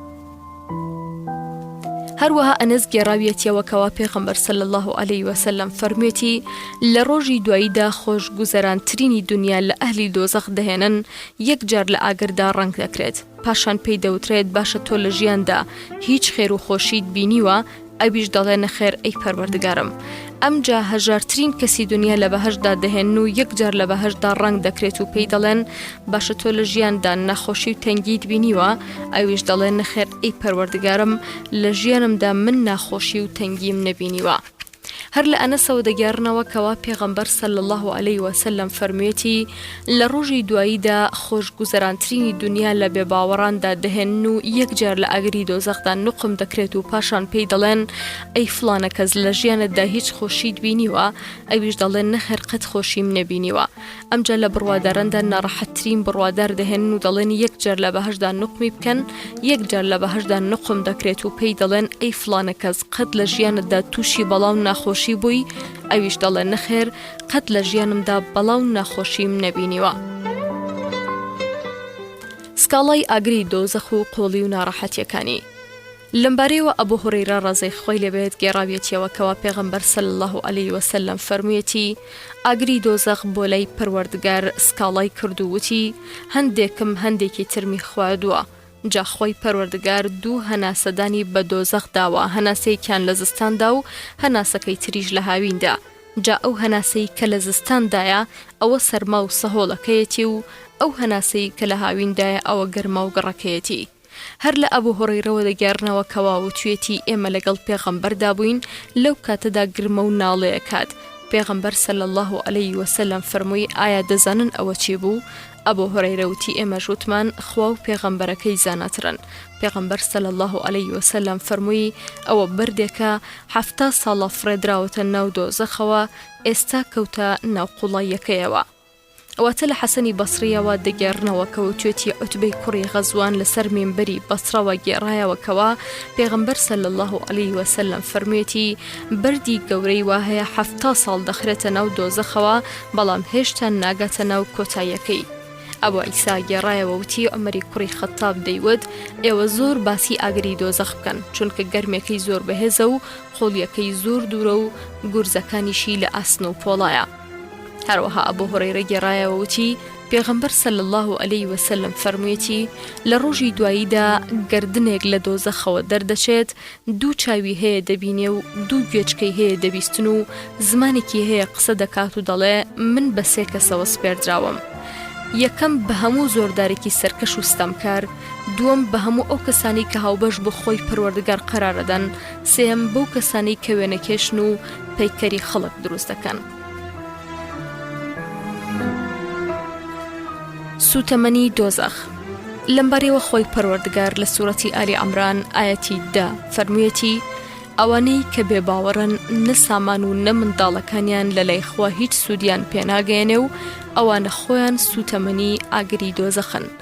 لە سەردەمی پێغەمبەردا صلی الله علیه وسلم بێباوەڕان هەر ئەو قسە ڕیز و ڕیزپەڕیان دووبارە دەکردە و دەیانوت مادەم لە دنیادا خوامەڵ و سامان و منداڵی زۆری بە ئێمە داوە ئەوە لە ڕۆژی دواییدا زۆر لەوە زیاتر و چاکترمان پێدەدات هەر لەبەر ئەوەشە کە خوای پەروەردگار پێی فەرموون ئەو بێباوەڕانە نەماڵ و سامان و نەمنداڵ و کەس و کارە زۆرەکەیان لەلەی خۆی پەروەردگار سوودیان پێناگەێنێ بەڵێ ڕاستە لەم دنیادا خۆی پەروەردگار خۆی دروستکەری هۆکارەکانە هۆکارەکانیش حکم و فەرمانی بێباوەڕ و بڕواداریش دەکات جا ئەگەر بێباوەڕ هۆکارەکانی بەکارهێنا ئەوە ئاکامی ئەو هۆکارانە وەردەگرێتەوە بەڵام لە دوا ڕۆژدا کارەکە جیاوازە لە دوا ڕۆژدا هیچ کەسێک خاوەنی هۆکارەکان نابێت لەبەر ئەوەیە کە خۆی پەروەردگار لەبارەی ڕۆژی دواییەوە دەفەرمێت لە سوورەتی غافر ئایەتی 16 لەو ڕۆژەدا بێباوەڕان لە گۆڕەکانیان دێنە دەرەوە و دیارن و هیچیان لە خواون نابن لەو ڕۆژەدا سامان و دەسەڵات بۆ کێیە دیارە لەو ڕۆژەدا سامان و دەسەڵات تەنها هەر بۆ خودای تاک و تەنیا و دەسەڵاتدارە فەرمایشتی خوا کە فەرمووی وەئولائیکە هوم وقود النار واتە بەڕاستی ئەوانی کە ئەشکەنجە دەدرێن هەر ئەوانن کە خۆیان ئەشکەنجە دەدەن چونکە ئەوان هەر خۆیان لەمە دوا دەبن بە سوتەمەنی ئاگری دۆزەخ ئەمەیە بەڕاستی شۆڕشی ئەندامەکان چونکە مرۆڤی بێباوەڕ گەردیلەکانی بڕوادارن و گەردیلەکانی مرۆڤی تاوانکاریش هەر فەرمان بەردارن ئەوەی کەوەی لەو گەردیلانە کردووە کە کارێ بکەن خوالی تووڕەبێت تەنها هەر خواست و ویستی خاوەنەکەیانە کە تاوانی پێکردون و خوای پەروەردگاریش ئەو گەردیلانەی بۆ ئەوان ڕام کردووە بەڵام لە ڕۆژی دواییدا ئەو ڕامکردنی خوا بۆ ئەوان کۆتایی پێدێت نەک هەر ئەوەندا بگرە وەک چۆن لە سوورەتی نور ئایەتی 24 خۆی گەورە دەفەرمێت زمان و دەست و قاچیان شایەتیان لەسەر دەدەن بۆ کردەوانەی کە کردویانە وەک ئەوەیە کاتێک کە زمان وشەی بێباوەڕی وتووە لەبەر ئارەزوی خاوەنە بێباوەڕەکەی بووە ئەگینا زمانەکە لەو کاتەدا بۆ خۆی نەفرینی لە خاوەنەکەی کردووە دەست کاتێک کە تاوانی کردووە خاوەنەکەی پێی کردووە ئەم بەخۆی پێی ناخۆش بووە و نەفرینی لە خاوەنەکەی کردووە قاچیش بە هەمان شێوە بەڕاستی ویستە باڵاکەی خۆی پەروەردگار لە دنیادا بێباوەڕی وا لێ کردووە کە ویست و خواستی بەسەر زمان و دەست و قاچیاندا هەبێت و تاوانیان پێ بکات بۆ ئەوە هەر کەسە بێباوەڕ و تاوانبارە بەویست و ئیرادە و هەڵبژاردننی خۆیان بڕوابهێنن یان گوناه و تاوان ئەنجام بدەن بەڵام لە ڕۆژی دواییدا خۆی پەروەردگار ئەو ویست و ئیرادە و خواستە لە بێباوەڕ دەسێنێتەوە و ئەندامەکانی ئازاد دەبن و بێباوەڕ تازە لەوێدا ناتوانێت گوناه و تاوان بە ئەندامەکانی خۆی ئەنجام بدات و گوناه و تاوانیان پێ بکات بۆیە لەو ڕۆژەدا ئەندامەکانی ئازاد دەبن و دەست دەکەن بە شایەتیدان لە خاوەنەکەیان و هەر گوناه و تاوانێکیان پێکرابێت ئاشکرای دەکەن و هەرچی لەبن بەڕێ دێتە سەربەڕا ئەو کاتە ئەندامەکان هەندێکیان ئەشکەنجەی هەندێکیان دەدەن. خۆشەویستانم ئەم کتێبە لەژێر ناونیشانی دۆزەخ بەردەوامی دەبێت. خواتان لەگەڵ.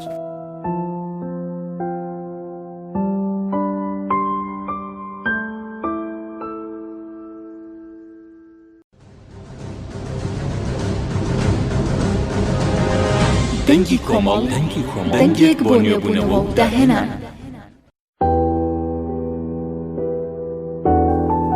کتێبی دۆزەخ لە نووسینی محەممەد متەوەلی شعراوی و وەرگێڕانی ئەبوبەکری سەدیقی. بەناوی خوا سڵاوتان لەبێت. دەرگاکانی دۆزەخ. لەمبارەیەوە خۆی پەروەردگار لە سوورەتی حوجەر ئایەتی 43 بۆ 44 دەفەرمێت بە دڵنیاییەوە دۆزەخ بەڵنی تێکرای بێباوەڕانە ئەو دۆزەخەش 7 دەرگای هەیە لە هەر دەرگایەکەوە بەشێکی دیاریکراو دەچنە ژوورەوە. خۆی پەروەردگار کە فەرموویەتی دۆزەخ بەڵنی بێباوەڕانە واتە ئەو بێباوەڕانە هەمویان لە دۆزەخدا کۆ دەکرێنەوە و ئەشکەنجە دەدرێن بەڵام جۆرەکانی ئەو ئەشکەنجەیە بە گوێرەی جیاوازی تاوانەکانەوە جیاوازیان هەیە. تاوانبەرەکان هەیەنە ئارەخۆرە و هەیەنە قومارچیە و هەیەنە بتپەرستە و هەتا دوایی بۆیە هەر کۆمەڵێکی تاوانبار لەسەر تاوانەکەی خۆی کۆ دەبێتەوە. لەبەر ئەوەیە هەر کۆمەڵێک دەرگایەکی خۆیان هەیە و بە تێکرای لەو دەرگایەوە دەچن ناو دۆزەخەوە. بەڵام ئایا سوود لەمەدا چییە؟ بەڵە سوود لەمەدا ئەوەیە ئەو کەسانی کە لەسەر تاوانێک و خراپەیە کۆبوونەتەوە کۆبوونەوەکان تەنها لەسەر خۆشەویستی و دۆستایەتی و هۆگری و یارمەتیدانی یەکتری و پشتیوانی لە یەکتری بووە وەک ئەوە کە خۆی پەروەردگار پێیان بفەرمێ ئەی تاوانبارەکان وەک چۆن ئێوە بۆ تاوان و خراپەکردن هاوبەشی و کۆمەکی یەکتریتان کردووە دەبڕۆن دەبێ ئێوەش لە تۆڵە و سزاکە هاوبەشی یەکتر بن لە هەمان کاتدا ئێوە دوژمنن بە یەکتری نەک دۆستی یەکتر بن وەک چۆن لە دنیا داوا بوون و خۆی پەروەردگار لە سورەتی زوخرۆف ئایەتی 67 دەفەرمێت دۆستان و خۆشەویستان لە ڕۆژی دواییدا هەندێکیان دوژمنی هەندێکیانن تەنها پارێزکاران نەبێت چونکە هەر ئەوان دۆست و خۆشەویستی یەکترن کەواتە ئاگر چەندەها پلەیە پلەی ئاگری تێکشکێنەر پلەی چاڵی قوڵ پلەی بڵێسەدار و چەندەها پلەی دیکە و هەموو ئەو پلە و شوێنانە بۆ هەر یەکێک لە تاقمە تاوانبارەکان دانراوە و بەشکراوە وەک چۆن لە دنیادا هەرێکیان لە شوێنی خۆیان لە دنیادا و دابەش بوون بە هەمان شێوە لە دۆزەخیشدا تاوانبارن و هەریەکەیان بە گوێرەی تاوانەکانیان دابەش دەبن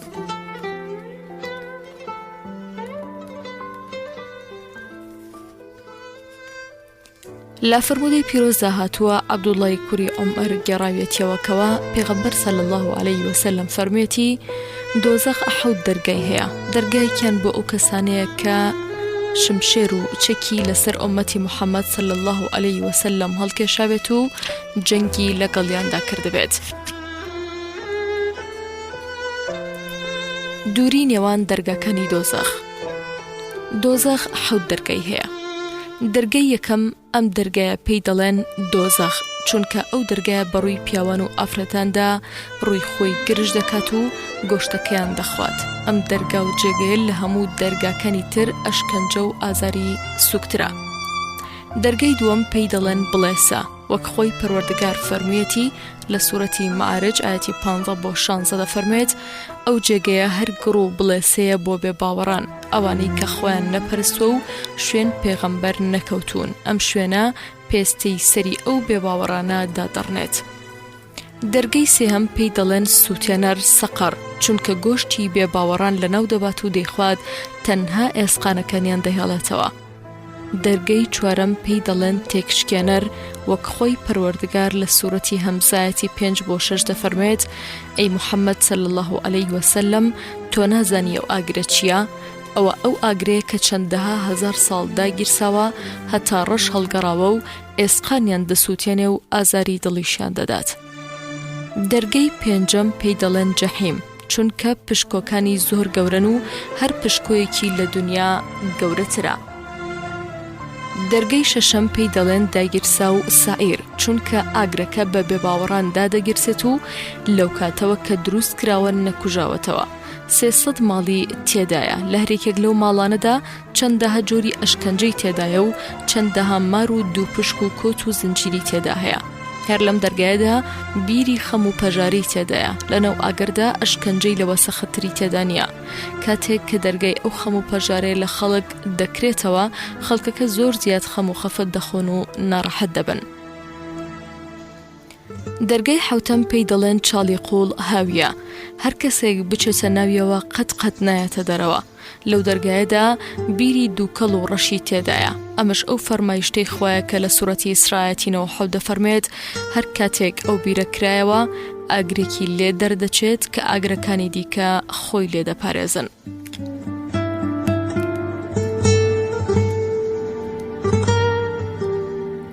بەڵگەی 19 فریشتەکانی خەزانەداری دۆزەخ لەمبارەیەوە ئیبن مۆبارەک لە حەمادی کوڕی سەلەمە لە ئەزرەقی کوڕی قەیز لە کابرایەکی هۆزی تەمیمەوە دەگەڕێتەوە وتی ئێمە لەلای ئەبوو ئەوان بووین ئەم ئاەتەی خوێندەوە کە خۆی گەورە لە سوورەتی مودەسر ئاەتی 27 هەتا ئاەتی عەلەیها 19 وتی ئەو 19 چین 19,000 فریشتەیە یان 19 فریشتەیە کابراکەوتی نەخێر بەڵکو 19 فریشتەیە ئەبوو ئەوان وتی ئەمە چۆن زانیوە ئەویش وتی لەو ئاەتەوە کە لە سوورەتی مودەثر ئاەتی 31 هاتوو دەفەرمێت ئێمە ژماری ئەو فریشتانە تەنها بۆ بە باوەڕان کردومانە بە بەڵاو پەژارە ئەبوو ئەوان وتی ڕاست دەکەیت ئەوانە 19 فریشتن بەدەستی هەریکیەکانەوە گورزێکەیە کاتێک کە دوو بەشی لەبێ باوەڕ دەدات 7,000 پاییز دەیخاتە خوارەوە هەروەها جابیری کوڕی عەبدوڵڵا ڕەزای خۆی دەبێت دەگەڕێتەوە وتی کۆمەڵێک لە جوولەکەکان بە کۆمەڵێک لە یارانی پێغەمبەریان وت ئایا پێغەمبەرەکەتان ژمارەی خەزانەدارەکانی دۆزەخ دەزانێت؟ یارەکانیشی وتیان هەتا پرسیار لە پێغەمبەر صلی الله علیه وسلم نەکەین نایزانین. ئەوە بۆ یەکێک لە یارەکانی هاتووتی ئەی پێغەمبەر صلی الله علیه وسلم ئەمڕۆ یارەکانت لە وەڵامی پرسیاری جوولەکەکان سەرکەوتوو نەبوون. پێغەمبەریش صلی الله علیه وسلم فەرمووی فەماذا قالوا، یارەکان چیان وت؟ ئەویش وتیانە ئێمە هەتا پرسیار لە پێغەمبەر صلی الله علیه وسلم نەکەین هیچ نازانین. پێغەمبەریش صلی الله علیه وسلم فەرمووی کۆمەڵێک کە ئەوە هەڵوێستیان بێت ئەوە ئەو کۆمەڵە هیچ کەس بە سەریاندا زاڵ نابێت. ئەمجا پێغەمبەر صلی الله علیه وسلم فەرمووی بەڵام ئەو جوولەکانە پرسیاریان لە پێغەمبەر موسا کردووتیان ئەرینە الله جەهرەتە، واتە ئەی موسا دەبێ بە ئاشکرا خۆمان نیشان بدەیت. جابر وتی پێغەمبەر صلی الله علیه وسلم فەرمووی بڕۆن ئەو دوو ژمنانەی خۆم بۆ بهێنن دەبێ من پرسیاری خۆڵی بەهەشتیان لێ بکەم با بزانم دەیزانن. جابر وتی کاتێک کە جوولەکەکان هاتن پرسیاریان لە پێغەمبەر کرد و وتیان ئەی پێغەمبەر ژمارەی خەزانەدارەکانی دۆزەخ دەزانی چەندە؟ پێغەمبەر صلی الله علیه وسلم فەرمووی ژمارەیان ئەوەندە و ئەوەندەیە، لە جارێکیاندا فەرمووی دێ و لە جارێکی تریاندا فەرمووی نوێیە. جوولەکەکان وتیان بەڵێ وایە. ئەمجا پێغەمبەر صلی الله علیه وسلم پێی فەرموون ئەی باشە خۆڵی بەهەشت چییە؟ جابر وتی جوولەکەکان ماوەیەک بێدەنگ بوون، پاشان وتیان خۆڵی بەهەشت دەبێ بەنان بۆ ئەهلی بەهەشت. ئەمجا پێغەمبەر صلی الله علیه وسلم فەرمووی بەڵێ ئەو نانەیە کە لە ئاردە زۆر سپێکەیە. دۆزەخ خانەی خەڵکی بێخێر و پیسەکانە. لەمبارەیەوە خۆی پەروەردگار لە سوورەتی ئەنفال ئاەتی 37 فەرموویەتی کۆکردنەوەی بێباوەڕان بۆ نەو دۆزەخ تاوەکو خۆی گەورە پیسی و پەلیدەکان لە پاکەکان جودا بکاتەوە و پیس و پەلیدەکان کۆ بکاتەوە و بیان خاتە ناو دۆزەخەوە، بەڕاستی هەر ئەوانە تێشکاون. خۆی پەروەردگار لێرەدا چەند نمونەیەکمان بۆ چەند ڕووداوێک دەداتێ کە پیس و پاک لە یەک جیا دەکاتەوە. لە بارودۆخە ئاساییەکاندا خەڵکی نەخی دەرونیان دەرناکەوێت، چونکە خەڵکی کاتێک کە لە خۆشی دابژین و ڕوبەڕووی مەترسی نەبنەوە لافی ئازایەتی و سەخاوەتی و مەردی و جوامێری لێ دەدەن. بەڵام کاتێککە کارەسات و ڕووداوەکان هاتنەبەرەوە ئەوە ئەمە دەبێتە تاقیکردنەوەی ڕاستەقینەی دڵەکان. جاریوە هەیە کەسێک بە دۆستێکی خۆی دەڵێ من خۆم و ماڵ و سامانەکەم لە خزمەتتدایە، بەڵام کاتێک ئەو دۆستەی تووشی ڕوودا و کارەساتێک ببێت ئەو کەسە لە دۆستەکەی ڕادەکات و قسەکەی خۆی لەبیر نامێنێت. کەوابوو ڕاستی نەخی دڵ و دەروون چی دەری دەخات و دیاری دەکات. بەڕاستی ئەوەی ئەو ڕاستیە دەردەخات تەنها ئەو ڕوودا و کارەساتانەیە بەم شێوەیە خۆی پەروەردگار ویستی ئەوەیە کە پاک و پیس لە یەک جیا بکاتەوە. ڕووداوەکان بەگشت بڕواداراندا دەچێتەوە و ئێخەیان دەگرێت. ئەو ڕووکەشی خاوەن بڕوا فشۆڵەکان لا دەچێت بۆ ئەوە خەڵکی لەسەر خۆیان شایەت بن و بڕوادارانی خاوەن دڵ و بڕوای ساف و بێگەرد بمێنەوە و لە کاتێکدا کە خۆی پەروەردگار پیس و پەلیدەکان لە پاکەکان جیا دەکاتەوە ئەو کاتە خۆی پەروەردگار دەیەوێت پاکەکان جیا بکاتەوە تاوەکو تێکەڵی پیس و پەلیدەکان نەبنەوە. ئەمانش جۆریان زۆرە، هەیانە لە شتێکدا پیسە، هەیانە لە شتێکی تردا پیسە، هەریەکەی پیسەکەی لە شتێکی تردایە جگە لەوانی دیکە. بەم شێوەیە هەتا هەموو پیسەکان و خۆی پەروەردگاریش هەموو پیس و بەخێرەکان لەناو ئاگردا بە تێکڕای کۆ دەکاتەوە، بەڕاستی ئەمانە لەم دنیاش خەسارەتمەند و تێکشکاون.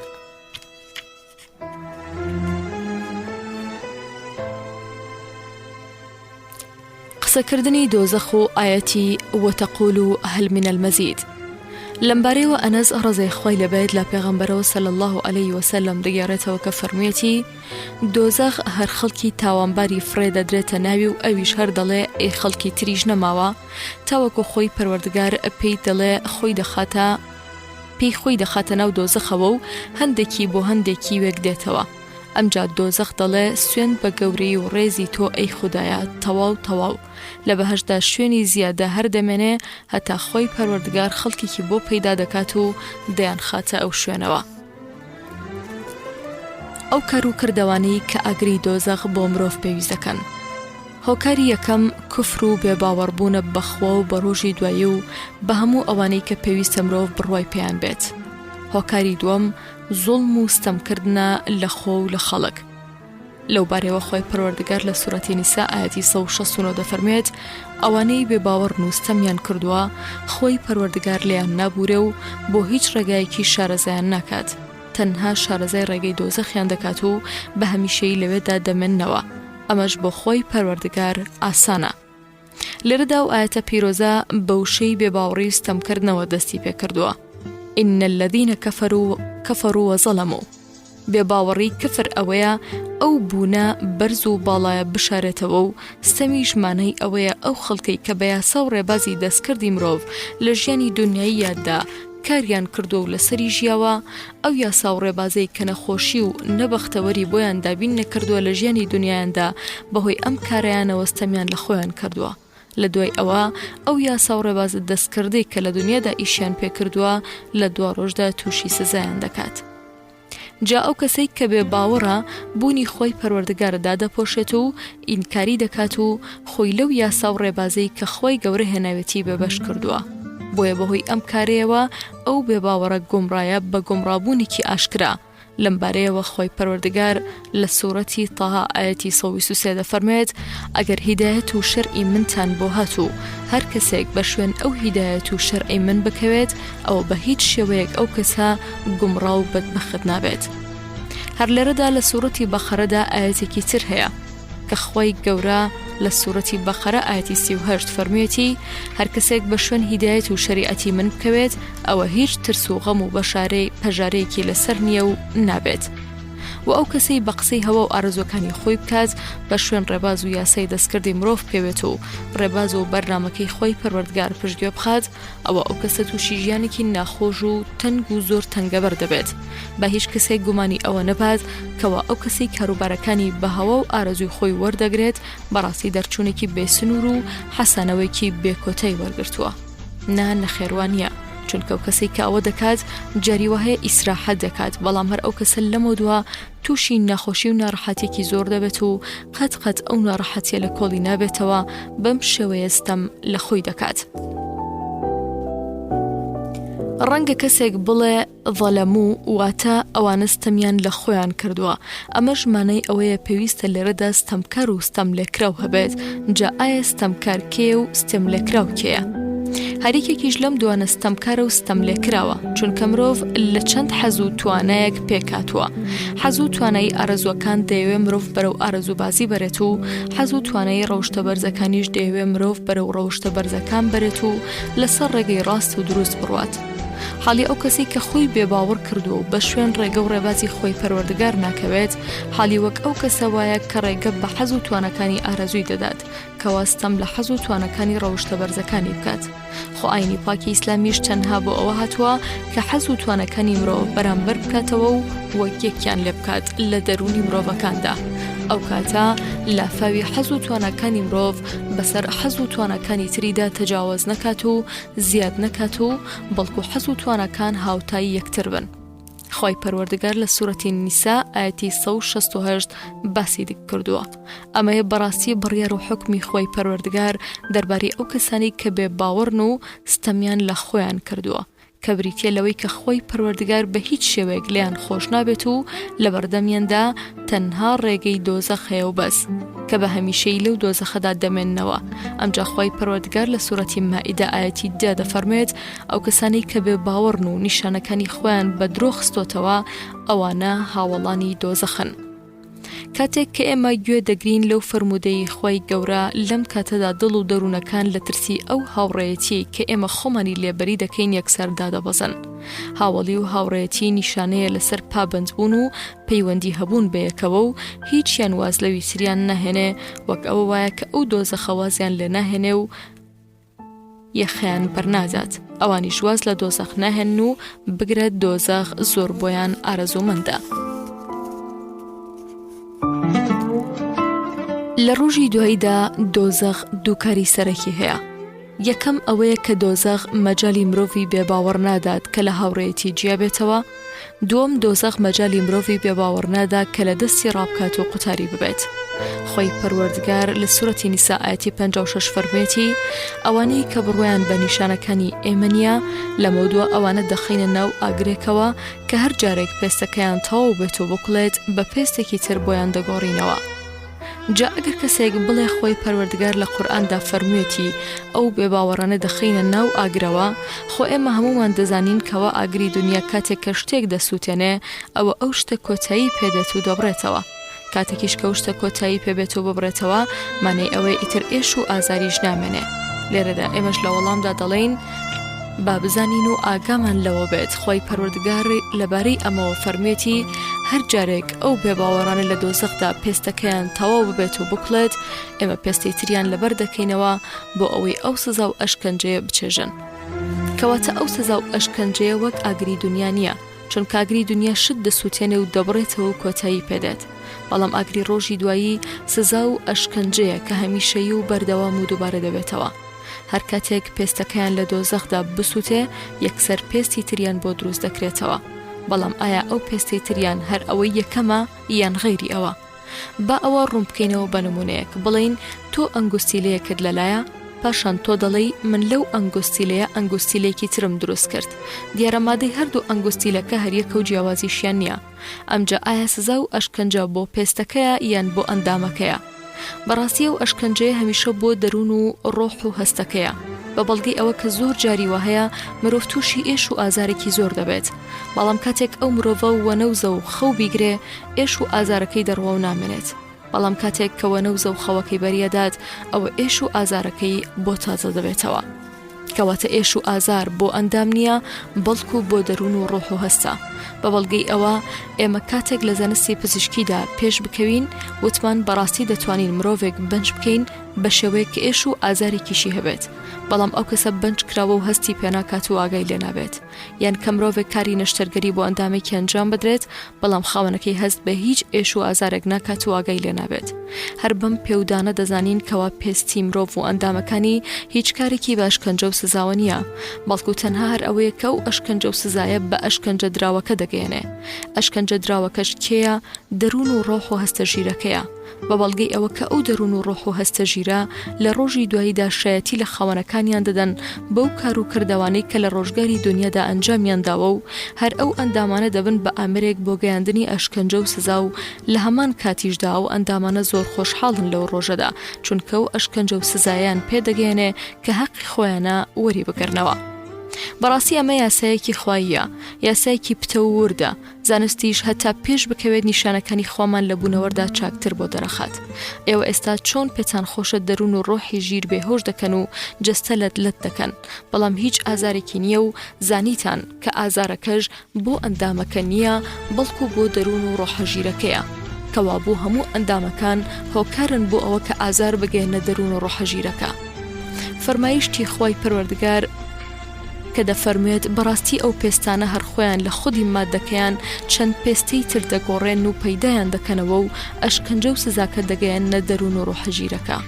ئەوەش ئەوە دەگەیەنێت کەوا شوێنی هەست پێکردن لە مرۆڤدا تەنها هەر ئەو دەزوو لە هەستیانەیە کە لەسەر پێستی مرۆڤ درێژ بوونەتەوە، بە بەڵگەی ئەوە کە خۆی پەروەردگار ڕوونی کردوتەوە کەوا کاتێک پێست بسووتێ ئەوە هەستکردن بە ئازار نامێنێ، لەبەر ئەوەیە کە خۆی پەروەردگار فەرموویەتی هەر جارێک پێستەی بێ باوەڕان سووتا بە سووتانێکی تەواو و هەستکردنی بە ئازار نەما، ئەوە لەم کاتەدا خۆی پەروەردگار پێستی تریان بۆ دروست دەکاتەوە تاوەکو ئەشکەنجە و سزاکە لە سەریان بەردەوام بێت. کەواتە ئەو ئاەتە پیرۆزە دەستی لەسەر بابەتێکی زانستی کردەیی داناوە. خۆگەر قورئانی پیرۆز لەو ساتانەدا کە ئاەتەکە دابەزیوە بەڕاشکاوی باسی بکردبایە و بیفەرمایە ئەی مرۆڤەکان جێگا و شوێنی هەستکردن بە ئازار لەلای ئێوە پێستەکەتانە، ئەوە لەو کاتەدا مرۆڤەکان هیچ لێ حاڵی نەدەبوون و تێ نەدەگەیشتن، بەڵام خۆی پەروەردگار وای نەکردووە و هەڵی گرتۆ بۆ ئەو کاتانی کە ژیری مرۆڤەکان پێدەگات و کاتی خۆی بێت. فەرمایشتی خوای پەروەردگار کە فەرموویەتی لیەذوقوا العەذاب واتە هۆکاری گۆڕینی ئەو پێستانە کە بە ئاگر دەسووتێن و دەگۆڕدرێن بە پێستی تازە بۆ ئەوەیە ئەشکەنجە و ئازارەکەیان بەردەوام بێت و جار بەجاریش تازە ببێتەوە. خۆشەویستانم خوێندنەوەی کتێبی دۆزاخ بەردەوامی دەبێت. خواتان لەگەڵ.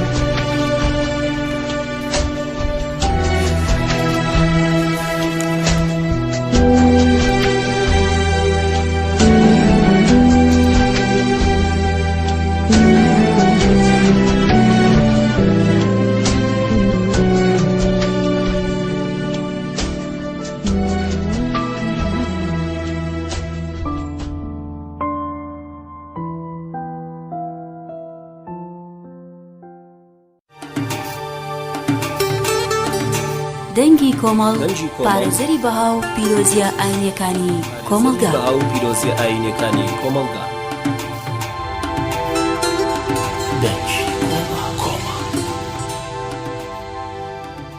کتێبی دۆزەخ لە نووسینی محەممەد متەوەلی شعراوی و وەرگێڕانی ئەبوبەکری سدیقی.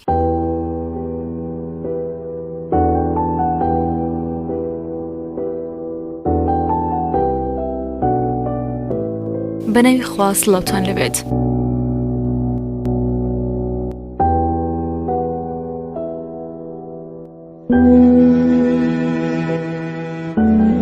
هۆکاری سێمی چوونە دۆزەخ کوشتنی مرۆڤی بڕوادارە.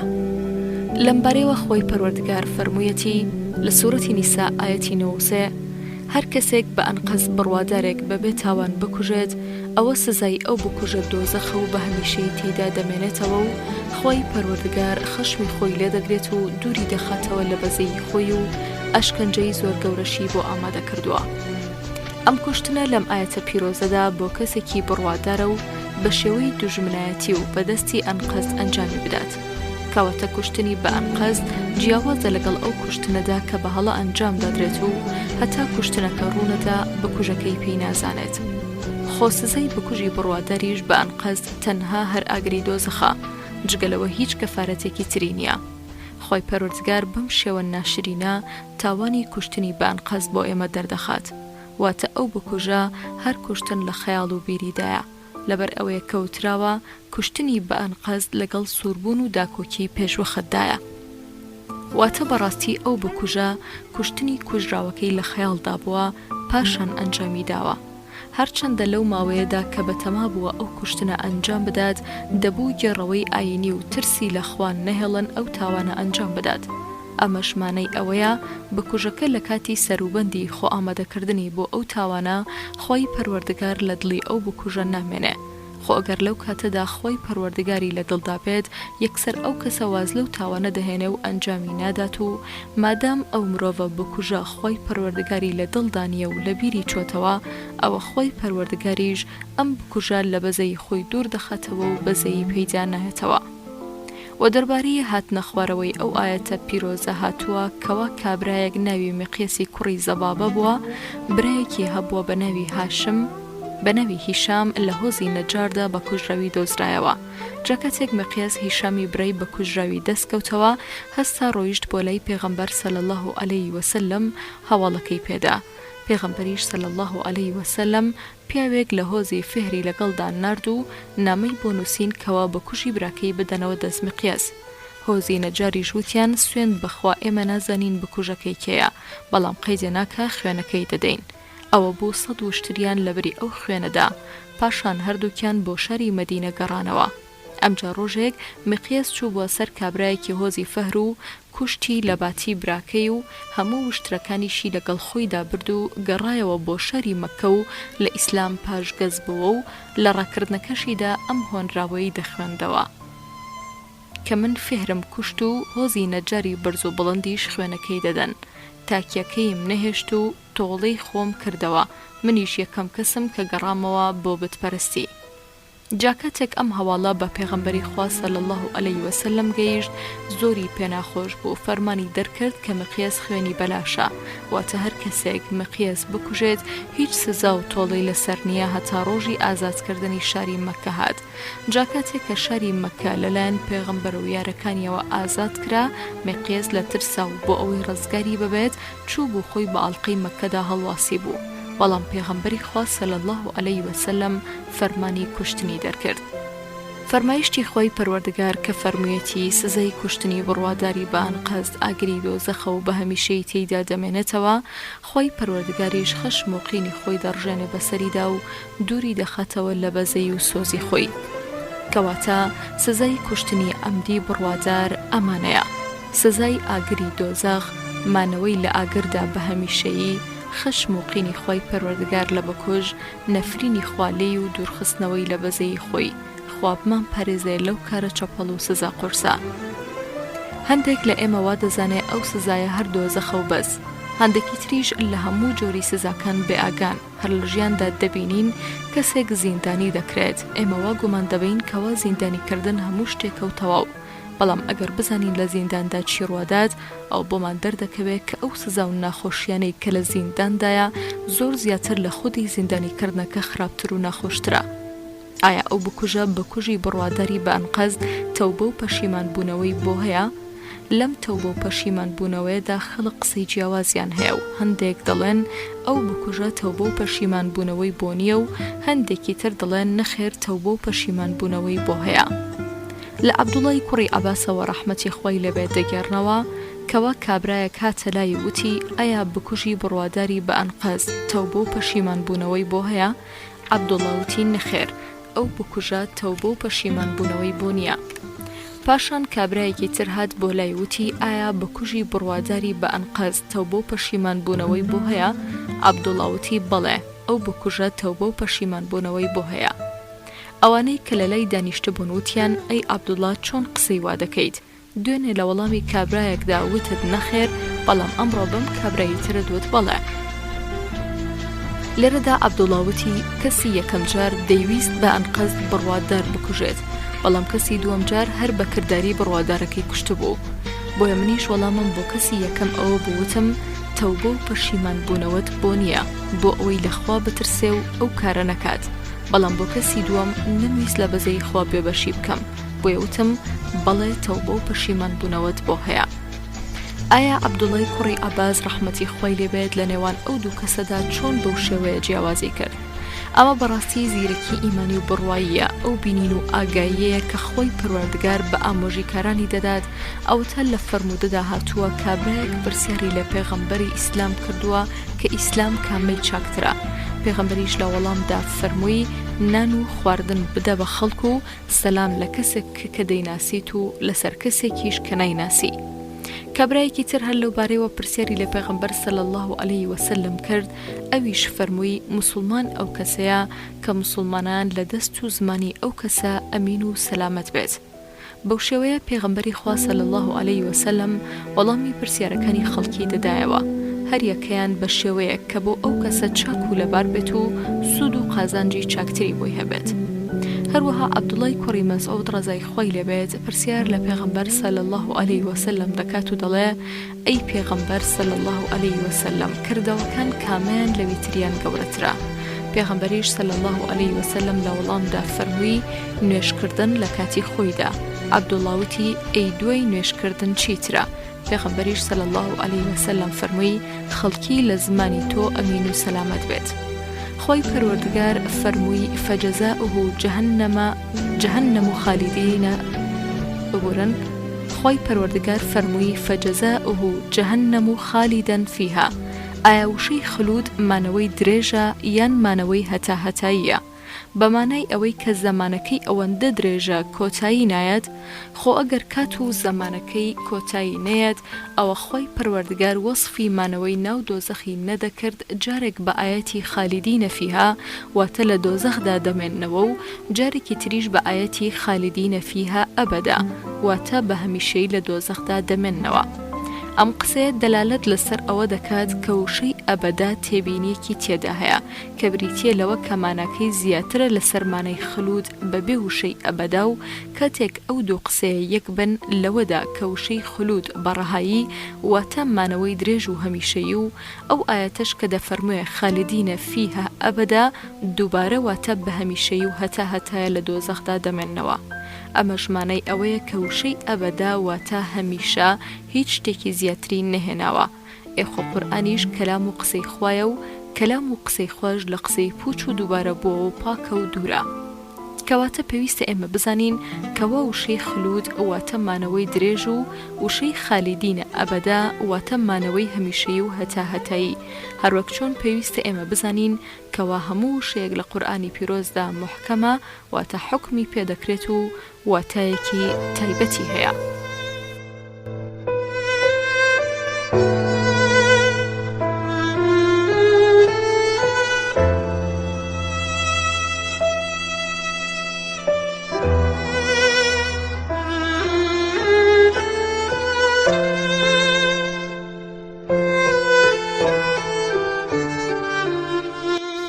فەرمایشتی ئەخوای پەروەردگار خالیدینە لە قورئانی پیرۆزدا لە ئاەتی 106 بۆ 107 سوورەتی هود هاتووە وشەی ئیلا ماشاء ڕەبوکە واتە تەنها ئەو شتە نەبێت کە خوا حەز دەکات لە دۆزەخدا بمێنێتەوە.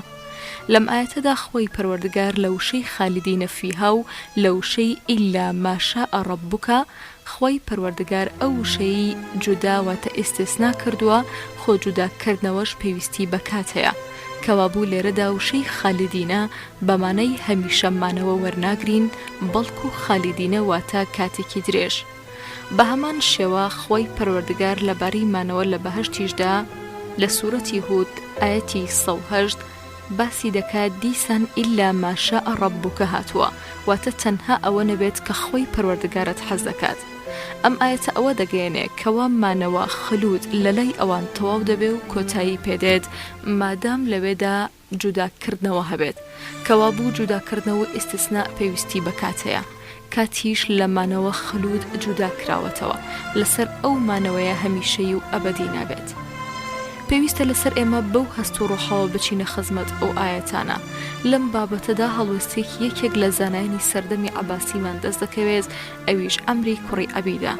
ئەم زانە پایە بەرزە یەکێک بۆ لەو زانایانەی کە بەناوبانگ بوون بە پارێزگاریکردنیان لەسەر ڕێزگرتن لە زانست و زانیاری و لەسەر سەروەری زانایان بەڕادەیەک کەوا جێنشینی ئەو کاتە لە ناو کۆمەڵێک بەناو زانایانەوە وەسفی ئەمری کوڕی عەبیدی کردووتی ئەوانە هەمویان بە شوێن نێچیر کەوتون، تەنها ئەمری کوڕی عەبید نەبێت.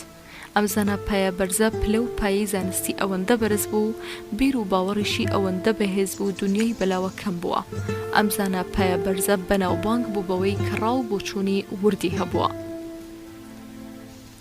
قەیسی کوڕی ئەنەس گێڕایەوتی ڕۆژێک لە کۆڕی ئەمری کوڕی عەبیددا دانیشتە بووم، گوێم لێبوو دەیوت لە ڕۆژی دواییدا من دەهێن و ڕام دەگرن و پێم دەڵێن بۆچی تودا بکوژی خەڵک بە ئەنقەز تەوبە و پەشیمان بوونەوەی بۆ نییە. ئەمروتی منیش ئەو ئاەتەم خوێندەوە کە خۆی گەورە فەرموویەتی فەجەزاؤه جەهەنەم خالیدەن فیها، واتە دۆزەخ سزای هەمیشەیی بکوژی بە ئەنقەسی خەڵکە. پێویست بۆ ئەمری کوڕی عەبید ئاوڕی بۆ ئەوە بدایەتەوە کەوا ئەو ئیلهامەیان ئەو خەونەی کە خۆی پەروەردگار نیشانیدا بوو کەوا لە ڕۆژی دواییدا ئەمری کوڕی عەبید دەهێن و پرسیاری لێ دەکەن ئایا تۆ بۆ فەتوات داوە کەوا بکوژی خەڵک بە ئەنقەز تەوبە و پەشیمان بوونەوەی بۆ نییە. دەبوو ئەمری کوڕی عەبید ئاوڕی لەوە بدایەتەوە کە ئەو ئاەتە ناوەڕۆکەکەی ئەوە دەگەیەنێ کەوا بکوژی خەڵک بە ئەنقەز تەوبە و پەشیمان بوونەوەی لێوەردەگیرێ لە ڕۆژی دواییدا، چونکە ئەو پرسیار لێکردنەی لە ڕۆژی دواییدا ئاماژەیە بۆ سەرزەنشت و سەرکۆنەکردنی لەسەر ئەوە. ئێمە ئەمە دەڵێین بۆ ئەوە بزانین کە خۆی پەروەردگار لەسەروی هەموو زانایەکەوە زانایەکی تری داناوە. بەڵام ئەمری کوڕی عەبید ئەوەی باس کردووە کە لەو ئاەتەدا هاتووە کە فەرموویەتی فەجەزاؤه جەهەنەم خالیدەن فیها. و قەیسی کوڕی ئەنەس وتی من لە هەموو ئامادەبوانی ئەو شوێنەدا لە ساڵدا بچووکتر بووم.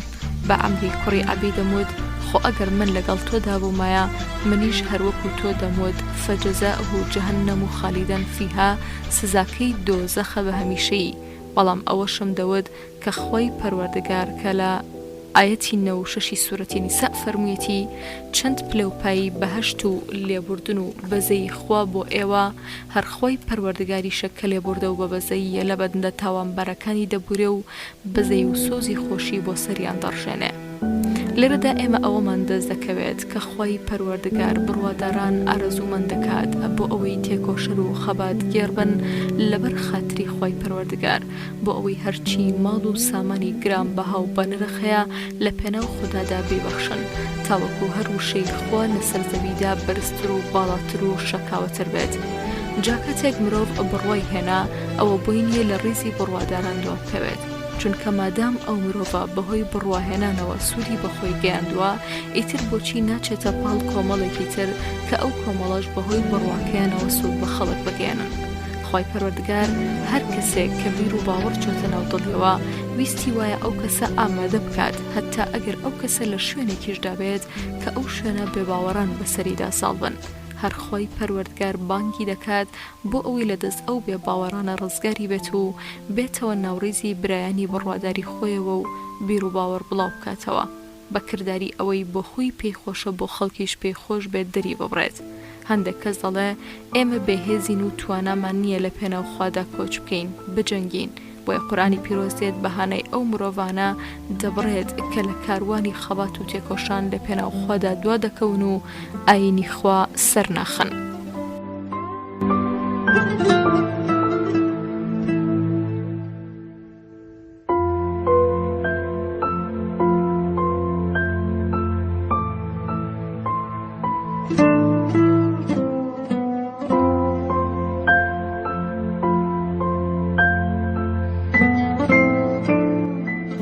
هۆکاری چوارەمی چوونە دۆزەخ ستەمکردنە. لەمبارەیەوە خۆی پەروەردگار لە سوورەتی نیسا ئایەتی 97 باسییان دەکات کە ئەمانە ئەو کەسانن کەوا بە سونگەی چەوسانەوەیانەوە ستەمیان لە خۆیان کردووە و فەرمانەکانی خۆی پەروەردگاریان پشتگوێ خستووە و ئەنجامیان نەداوە. ئەو زاتەی فەرمان دەکات بە کێشانی ڕۆحی چەوساوە و ستەمکارەکان خۆی باڵادەستە. ئەو فریشتەیەش کە ڕۆحکێشانی پێسپێردراوە لەلایەن خوا و فریشتەی ڕۆحکێشانە، ئەمیش چەند یارمەتی دەری لەگەڵدایە کە یارمەتی دەدەن بۆ ڕۆحکێشان، ئەوانیش چەند فریشتەی دیکەن. کەواتە ڕۆحکێشان جارێک دەدرێتە پاڵ خۆی پەروەردگار، چونکە خۆی پەروەردگار فەرماندەی باڵاترە و فەرمانی ڕۆحکێشان بەدەست ئەوە، بەڵام بە فەرمانی خوا فریشتەکان ڕۆحەکەی دەکێشن. وەک لە ئایەتی 61 سوورەتی ئەنعامدا هاتووە کە دەفەرمێت هەتا کاتێک مردن بۆ لە یەکێک لە ئێوە هات فریشتەکانی ئێمە ڕۆحی ئەو کەسە دەکێشن، بەڵام جارێکی تریش ڕۆحکێشان دەدرێتە پاڵ فریشتەی ڕۆحکێشان مەلەکل مەوت، وەک لەم ئایەتەدا لە ئایەتی 11 سوورەتی سەجدە هاتووە کە دەفەرمێت ئەی موحەممەد صلی الله علیه وسلم بڵێ ئەو فریشتە ڕۆحکێشانە کە بە ئێوە سپێردراوە ڕۆحتان دەکێشێت. جاکاتێک خۆی پەروەردگار لە باسی کردداری ڕۆحکێشاندا ئەو سێ شێوازی لە قورئاندا باس کردووە، ئایا ئەمە لە شێوازەکانی قورئاندا جیاوازی و دژبەیەک و ناکۆکیە؟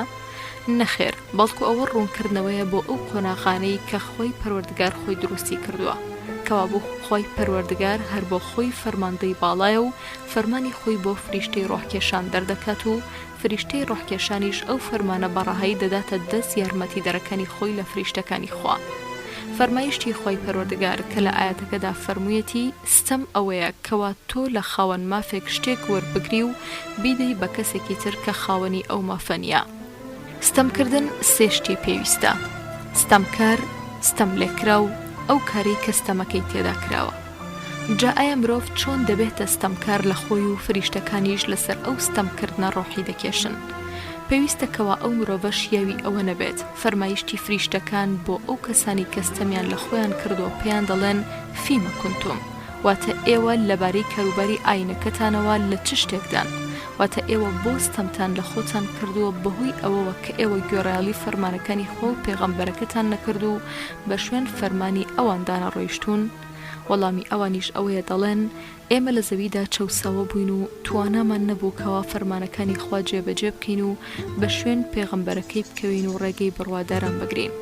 خی پەروەردگار کاتێک ئەم دیمەنە بۆ ئێمە دەگەڕێتەوە ئەوە لە لوتفی خۆیەتی بۆ ئێمە و لە هەمان کاتدا ئاگادارکردنەوەی ئێمەیە بەوە کەوا بە هیچ کەسێک لە ئێوە لە ڕۆژی دواییدا تووشی ئەو هەڵوێستیە نەبێت، چونکە ئەو کاتە هیچ کەسێک لێوە ناتوانێت ژیانی دنیا بەدەست بهێنێتەوە بۆ ئەوەی کار و کردەوەی چاک و پاک بکاتەوە و لەسەر هەمووتان پێویستە کە هەر لە ئێستاوە غەم لە خۆی بخوات و ئاگاداری کاروبارەکانی خۆی بێت. جاکاتێک کە ئەوان وتیان ئێمە چەوساوە بووین، فریشتەکان پێیان دەڵێن ئەی بۆ مەگەر زەوی خۆی پەروەردگار فراوان نەبوو ئێوە کۆچی تێدا بکەن؟ ئەم وەڵام دانەوەیە وەک ئاگادارکردنەوە وایە و ئاگاداریان دەکاتەوە کەوا ئەو قسەیە و ئەو بەڵگەیە هیچ نرخی نییە، چونکە ئەو کەسەی کە جێگە و ماڵ و سامانی خۆی دەست پێوەگرتووە لە جگە لە خواوە، ئەوە ئەو کەسە بەڕاستی کەسێکە کە تەنها پشتی بە هۆکارەکانەوە بەستووە و بەس، بەڵام ئەو کەسی کە متمانەی هەر بەخوایە و دەزانێت کار خۆی پەروەردگار کارسازە و هەر ئەو بەخشێنەرە و هەر ئەوە کە هۆکارەکان دەدات دیارە کەسێک بەڕای بەم جۆرە بێت، ئەوە ئەو کەسە لە هیچ کەسێک ناترسێ و بە شوێن ئاینی خۆی دەکەوێت و گوێڕایاڵی فەرمانەکانی خۆ و پێغەمبەرەکەی دەکات. کەواتە ئەگەر مرۆڤ لەسەر ستەمکردن مایەوە و ژیری و بیری خۆی ئیش پێ نەکرد و تەماشای ئەو بوونەوەرە فراوانی نەکرد بۆ ئەوە کۆچی تێدا بکات و ئاینەکەی خۆی بپارێزێت ئەو بەڕاستی دەبێت چاک بزانێت ئاکام و شوێنێکی زۆر خراپ چاوەڕێی دەکات و هەڕەشەی لێ دەکات چونکە خۆی پەروەردگار لە بوونەوەردا شوێنی فراوانی بۆ ئامادە کردووە بۆ ئەوەی کە کۆچی تێدا بکات و ئاینەکەی خۆی بپارێزێت و بۆ ڕوبەڕووبوونەوەی دوژمنی خۆی تێدا ئامادە بکات بەڵام خۆی پەروەردگار لەناو ئەو کەسانەدا کەستەمیان لە خۆیان کردووە هەندێکیان جودا دەکاتەوە وەک لە ئاەتی 98 سوورەتی نیسادا دەفەرمێت تەنها ئەو چەو ساوانە نەبێت لە پیاوان و ئافرەتان و منداڵان کە توانای فێڵیان نییە و ڕێگەش شارەزانین ئەمانە لەو ستەمکارانی کە هەڕەشەی فریشتیان لێکراوە و جێگەیان دۆزەخە جودا کراونەتەوە ئەمانە تووشی ئەو سزایە نابن.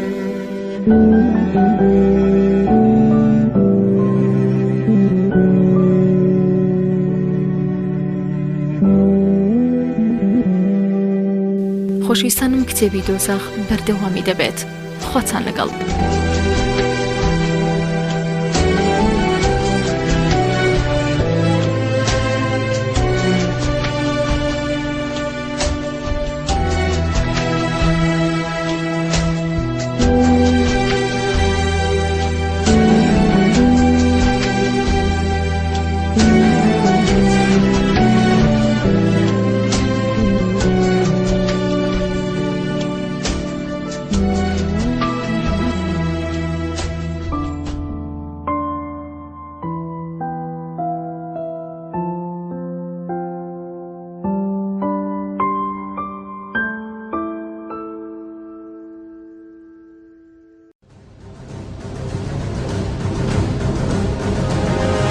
دەنگی کۆمەڵ دەنگێک بۆ نوێبوونەوە و داهێنان. کتێبی دۆزەخ لە نووسینی محەممەد متەوەلی شعراوی وەرگێڕانی ئەبوبەکری سەدیقی.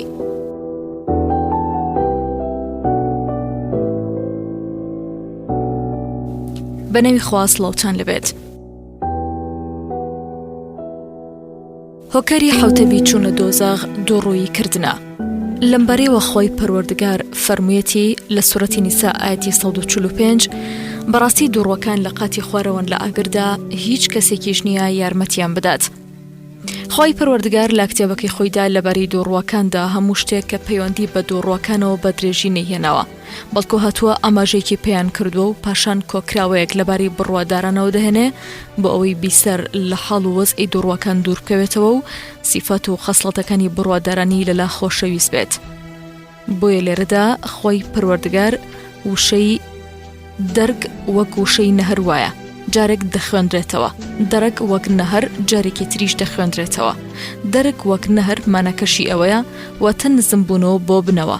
ئەو شوێنەوارە چاکە مانەی ئەوەشمان ئەو شێمان بۆ دەردەخات کە دەڵێ ئاگری دۆزەخ نزمبوونەوەیە بۆ ژێرەوە هەروەک چۆن بەهشت بەرزبوونەوەیە بۆ سەرەوە.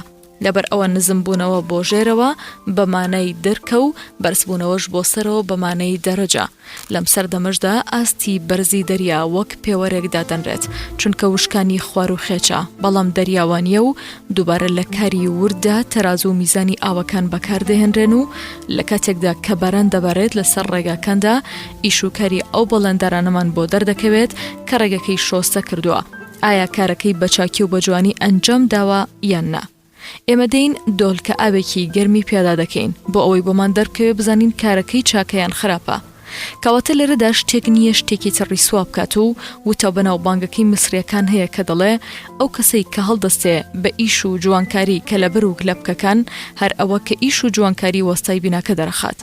خۆ ئەگەر دیوارەکە ڕاست و یەکسان نەبێت ئەوە وەستای کە لەبەر و لەبکەکان ناچارەکەوە کون و کە لەبەر و خواری و خێچەکانی ڕاستکاتەوە هەتاوەکو سەربانی دیوارەکە یەکسان بێت و ئەوەی کە چاکی و جوانی وەستای کە لەبەر و لەبکەکە دەردەخات هەروەستای جوانکاری دیوارەکەیە. چونکە یان مەعجونی زۆر بەکاردەهێنێ بۆ شوێنە ناڕێکەکان لە دیوارەکەدا تاپڕ ببێتەوە یان کارەکەی بەلاوە ئاسان دەبێت و ئەوەی کە چاکی و جوانی یان خراپی کاری وەستای جوانکاری دیوارەکە دەردەخات چەند شتێکی سروشتیە.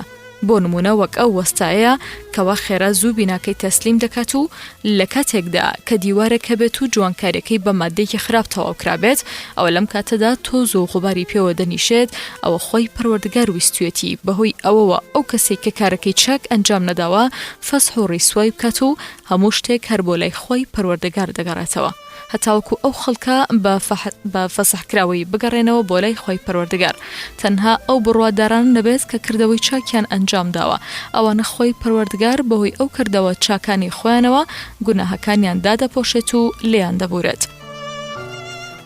خۆی پەروەردگار لە پێشترە و ئەو وێنە لەرزۆکەی دووڕوەکانی بۆ ئێمە نیشاندا ئەوەی کە لەسەر هیچ ڕایەکە وەستانی نییە و لەسەر هیچ ڕەنگێکی ئەوتۆ نییە کەوا کۆمەڵگاکەی ڕێزی لێ بگرێت لەوبارەیەوە خۆی پەروەردگار لە سوورەتی نیسا ئاەتی 143 باسی کردووە کە ڕاڕایی جۆرێکە لە دابەزاندنی ئەو کەسایەتیەی کە هیچ ڕاستکەرەوەیکی زیاتی بەدەست ناکەوێت و خۆی پەروەردگاریش کاتێک ئەو دووڕوانە بەو پێشەنگە شێوێنراوە نیشانەدات وەک ئەوە وایە کە خۆی پەروەردگار بفەرمێت ئەو سزایی کە من بۆ دووڕوەکانم ئامادە کردووە ئەوە ئەو مافەیە کە لەگەڵ کردارە لەر و چەپەڵەکانی دووڕوەکاندا ڕێکە وەخۆی پەروەردگار دڵ و دەروونەکان وە ئامادە دەکات کەوا ئامادە بن ئەو حکم و یاسایی کە دای دەبەزێنێ بۆ سەریان زۆر بە چاکی وەری بگرن تاوەکو سۆز و بەزەیی هاتنەوە پێیاندا خەڵکی نەگرێت و بەزەیان پێیاندا نایەتەوە خۆی پەروەردگار کاتێک کە حکم و فەرمانێک دەکات ئەوە خۆی پەروەردگار بەهۆی دەسەڵات و یەکتای خۆیەوە زەمانەتی ئەوە دەکات کە لەو حکم و فەرمانەیدا هیچ ناکۆکی کەرێک نییە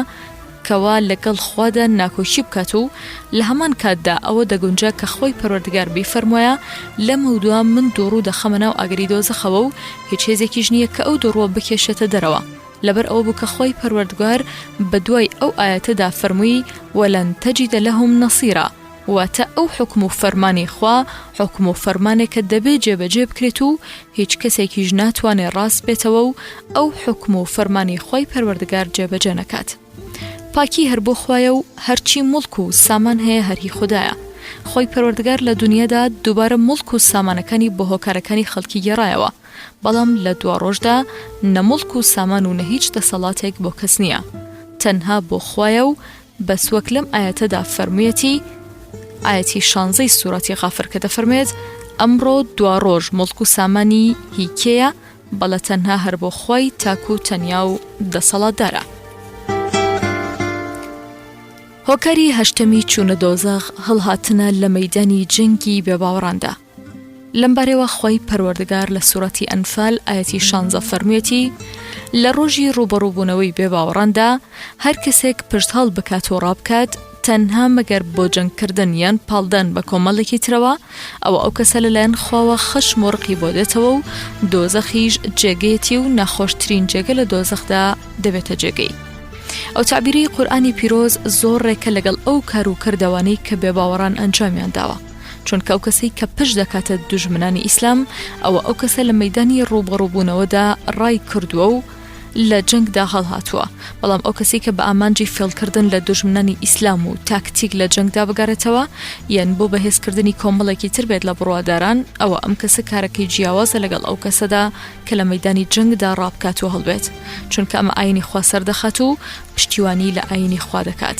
پێچەوانی ئەو کەسێک کە لە مەیداندا ڕابکات و هەڵبێت چونکەوەی کە لە مەیداندا ڕابکات و نەمێنێتەوە ئەوە خەشم و ڕقی خوای بۆ دێتە خوارەوە و خۆی پەروەردگار ڕقی لێ دەبێتەوە فرمودەی خۆی پەروەردگاریش کە دەفەرمێت ومەواه جەهەنەم و وبئس المەصیر وشەی مەوا واتە شوێنێک کە جێگەی حەسانەوە و خۆشی بێت بەڵام ئەو کەسێک کە لە ڕوبەڕووبوونەوەی دوژمندا وای کردووە هیچ جێگە و شوێنێکی نییە تەنها ئاگری دۆزەخ نەبێت کە نەخۆشترین و پیسترین جێگەیە و لەبەر ئەوەی کە ئاگریش سەربازێکە لە سەربازەکانی خۆی پەروەردگار بۆیە خۆی پەروەردگار هەر فەرمانێکی پێ بکات لەباری ئەو کەسانەوە کە سەرپێچی فەرمانەکانی ئەو بکات ئەوە ئاگرەکە ئامادەیە و یەکسەر فەرمانەکەی خۆی پەروەردگار جێبەجێ دەکات و لەو کاتەدا کە ئاگری دۆزەخ ئەو سەرپێچی کارانە دەبینێ ئەوە ڕقی لیان هەڵدەستێ لەرفە لەرف و نرکە و ناڵەی لێوە دێت ئەوەش فەرمودەی خوایە کە باسمان کرد لە پێشتردا هۆکاری نۆیەمی چوونە دۆزەخ سەرپێچی کردنە لە فەرمانەکانی پێغەمبەر صلی الله عليه وسلم لەمبارەوە خۆی پەروەردگار لە سوورەتی نیسا ئاەتی 14 فەرموویەتی هەر کەسێک سەرپێچی لە فەرمانی خۆ پێغەمبەرەکەی بکات و سنوورەکانی ببەزێنێ ئەوە خۆی پەروەردگار دەیخەتە ناو ئاگرەوە و بە هەمیشەیی دەمێنێتەوە و ئازار و ئەشکەنجە و سوکایەتی بۆ هەیە.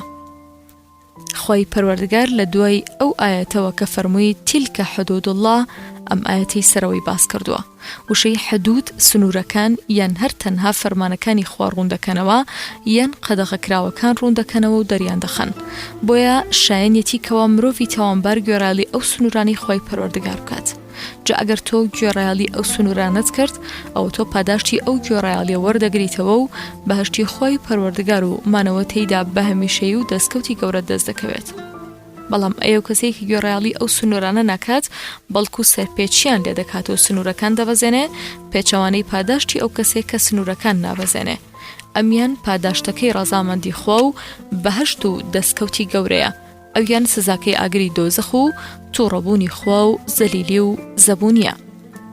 لێرەدا خۆی پەروەردگار فەرموویەتی ناران واتە یەک ئاگر، بەڵام لەوێدا فەرموویەتی جەنات واتە بەهشتەکان و کاتێک ئێمە ڕووبکەینە قورئانی پیرۆز و ئاگادار بینەوە لێی و بزانین کە ئەو کەسەی قسە دەکات تەنها هەر خۆی پەروەردگارە، ئەوە ئێمە تێبینی کراوی دووەمان دەست دەکەوێت کە بریتیە لە مانەوەی هەمیشەیی بڕواداران لە بەهشتەکاندا، بەڵام بێباوەڕ لە دوا ڕۆژدا دەچێتە ناو ئاگری دۆزەخەوە. هەروەها خۆی پەروەردگار لە باتی وشەی ناران نەیفەرمووە نیرانە ئاگرەکان و هەروها لە باتی وشەی خالیدەن نەیفەرمووە خالیدین. لەبەر چییە؟ لەبەر ئەوەیە چونکە لەمە دووە لە بەهشتدا بڕواداران لەسەر تەختە و قەنەفەکانی بەهشت ڕوبەڕووی یەکدا دەنیشن و سەردانی یەکتری دەکەن و هەریەکەشیان لە بەهشتەکاندا ڕادەبێرن. دووبارە ئەگەر کەسێک کردەوە چاکەکانی زۆر کردبێت بەڵام منداڵەکانی کەم و کوڕیان هەبێت ئەوە خۆی پەروەردگار ئەو منداڵانی دەخاتەوە لەگەڵ ئەو باوکەیان لە بەهشتدا لەبەر ڕێز و حورمەتی باوکەکەیان، بەڵام ئەم ڕێزگرتنە مرۆڤی بێباوەڕ ناگرێتەوە. خۆی پەروەردگار لەبەر ڕێزی ئەو بێباوەڕای هیچ کەسێک ناخاتەوە ئەگەڵ ئەو، بەڵکو هەر کەسە دەچێتە ناو ئاگری خۆیەوە وەک زیندانی تاکی و هیچ کەسێک لەو بێباوەڕانە هۆگری بێباوەڕێکی تر نابێت. کەواتە لێرەدا وشەی جەنات بەهشتەکان وشەی نار ئاگر وشەی خالیدین مانەوەی هەمیشەی بەیەکەوە وشەی خالیدان مانەوەی تاکی لە ئاگردا ئەوانە هەمویان هەن و هەرێکێک لە موشانە هەریەکەیان مانایەکیان هەیە و مرۆڤی گوێڕایەڵ و چاکەکار چەند بەهشتێکی هەیە بۆ خۆی و بۆ منداڵەکانی و برایانی بڕواداری تێکرا هەمویان لەو بەهشتانەدا بە هەمیشەی دەمێننەوە بەیەکەوە هەمویان هۆگری یەکتری دەبن و بەیەکەوە تێکرا ژیانێکی خۆش دەبەنە سەر. بەڵام مرۆڤی تاوانبار ئەو بەتەنیا لە دۆزەخدا بە هەمیشەیی دەمێنێتەوە و ژیان دەباتە سەر و ئازار و ئەشکەنجە و سوکایەتی بۆ هەیە. بەڕاستی ئەشکەنجە و ئازاری وە هەیە کە نمونەی ئەوەیە کەسێک ئازاری دوژمنەکەی دەدات، دوژمنەکەش خۆی بەهێز دەکات تاوەکو ئەو کەسە نەبینێت کە ئازاری دەداتەوە پێی خۆش بێت. شاعریش لەو بارەیەوە دەڵێت خۆ بەهێزکردنم بۆ پێخۆش بووانمە بۆ ئەوە نیشانیان بدەم کەوا من بۆ کارەساتەکانی زەمانە چۆک دانادەم. هاتووە ئێش و ئازارەکەی لە دوژمنەکەی شاردۆتەوە، بەڵام ئەمە لە دنیایەدا، ئەمما لە دوا ڕۆژدا ئەوە لەوێدا سوکایەتی پێکردنە بەخۆی، چونکە ئەشکەنجە و ئازاری خوا هەم ئازارە و هەم سوکایەتیە. بەڵام تۆ ئاگادار بەوە حاڵی نەبی کەوا لە دوا ڕۆژدا کەسێک کەبێت بتوانێت لە بەرامبەر ئازاری خوادا خۆی بەهێز بکات و خۆی ڕابگرێت وەک لە دنیادا. نەخێر قەتوە حاڵی مەبە، چونکە ئەشکەنجە و ئازاری خوا هەم ئازار پێگەیاندنە و هەم سوکایەتیە بۆ ئازاردراوەکە و هەردووکیان لە یەک کاتدا لە ئەبوو هورەیرەوە کەوا پێغەمبەر صلی الله علیه وسلم فەرمیەتی ئومەتی من هەمویان دەچنە بەهشتەوە مەگەر ئەوانەی کە خۆیان نەچن. پێغەمبەریش صلی الله علیه وسلم فەرمیەتی هەر کەسێک گوێڕایەڵیم بکات دەچێتە بەهشتەوە و هەر کەسێکیش گوێڕایەڵیم نەکات ئەوە دەچێتە دۆزەخەوە. هۆکاری دێمی چوونە دۆزەخ پچڕاندنی خزمایەتیە. لەمبارەیەوە خۆی پەروەردگار لە سوورەتی بەقەرە ئایەتی 27 فەرموویەتی ئەو خزمایەتی کە خۆی پەروەردگار فەرمانی پێکردووە کەوا پەیوەند بکرێت ئەوان دەی پچڕێن و ئەوەی کە خۆی پەروەردگار فەرمانی کردووە کە پەیوەند بکرێت هەر پەیوەندی خزمایەتیە. ئەوەتە خۆی پەروەردگار فەرمانی پێکردوین کە پەیوەندی خزمەکانمان بکەین و سەردانیان بکەین و پێویستیەکانیان بۆ جێبەجێ بکەین، چونکە بەڕاستی ئێمە هەمومان نەوەی ئادەمین، سەلامی خۆی لەسەر بێت. پێغەمبەریش صلی الله علیه وسلم لە حەجی ماڵاواییدا فەرمووی كلكم لآدم و آدم من تراب، واتە ئێوە هەمووتان لە ئادەمن و ئادەمیش لە خۆڵە. بەم پێیە ئێمە دەبینین کەوا چەند پەیوەندێکی مرۆڤایەتی لە خزمایەتیدا هەیە کە خۆی پەروەردگار سەرنجی ئێمەی بۆ لا ڕاکێشاوە و ئەم پەیوەندیانش لە سەرەتا بە خێزان دەست پێ دەکات، پاشان فراوان دەبێت هەتا دێ و گەڕەک و شاریش دەگرێتەوە، پاشان وڵات و کۆمەلگاش دەگرێتەوە، پاشان هەموو بڕواداران تێکرا لە سەرتاسەری جیهان دەگرێتەوە، پاشان هەموو جیهان دەگرێتەوە. ئەمە بەڕاستی برایەتی ئینسانیە، ئەوەیە کە خۆی پەروەردگار مەبەستێتی و دەیەوێت سەرنجی ئێمەی بۆ لا ڕابکێشێ. بەڵام ئەو سەرنج ڕاکێشانە لێرەدا تەنها لەسەر لایەنی ئینسانی کورد ناکرێتەوە، بەڵکو تۆمار دەکرێت کەوە ئەوەی ئەوانە کردویانە گوناه و تاوانە و پێچەوانەی فەرمانی خۆیە، چونکە خۆی پەروەردگار فەرمانی کردووە بەوەی کە پەیوەندی خزمایەتی جێبەجێ بکەین، ئەوانە هاتن سەرپێچیان لە فەرمانەکانی خوا کرد و تاوانیان کرد و پەیوەندی خزمایەتیان پچڕاند. کەواتە ئەم کاری ئەوان پێچەوانەی ڕێباز و بەرنامەکەی خۆی پەروەردگاری تێدایە و سەرپێچی فەرمانێک لە فەرمانەکانی خۆی پەروەردگاریان کردووە. بۆیە پەیوەندیکردنی خزمایەتی جۆرێک لە ئەستۆگرتنی کۆمەڵایەتی لە نێوان مرۆڤەکاندا پەیدا دەکات. جاگەر کەسێکیان تووشی ڕوودا و کارەساتێک هات، ئەوە خێرا خزمەکانی لەگەڵیدا دەوەستن و یارمەتی و کۆمەکی دەکەن و هەر یەکێک لەو خزمانە لە ئاستی خۆیەوەی یارمەتی و کۆمەکی پێشکەش دەکات و ڕوودا و کارەساتەکەی لێسوک دەکەن.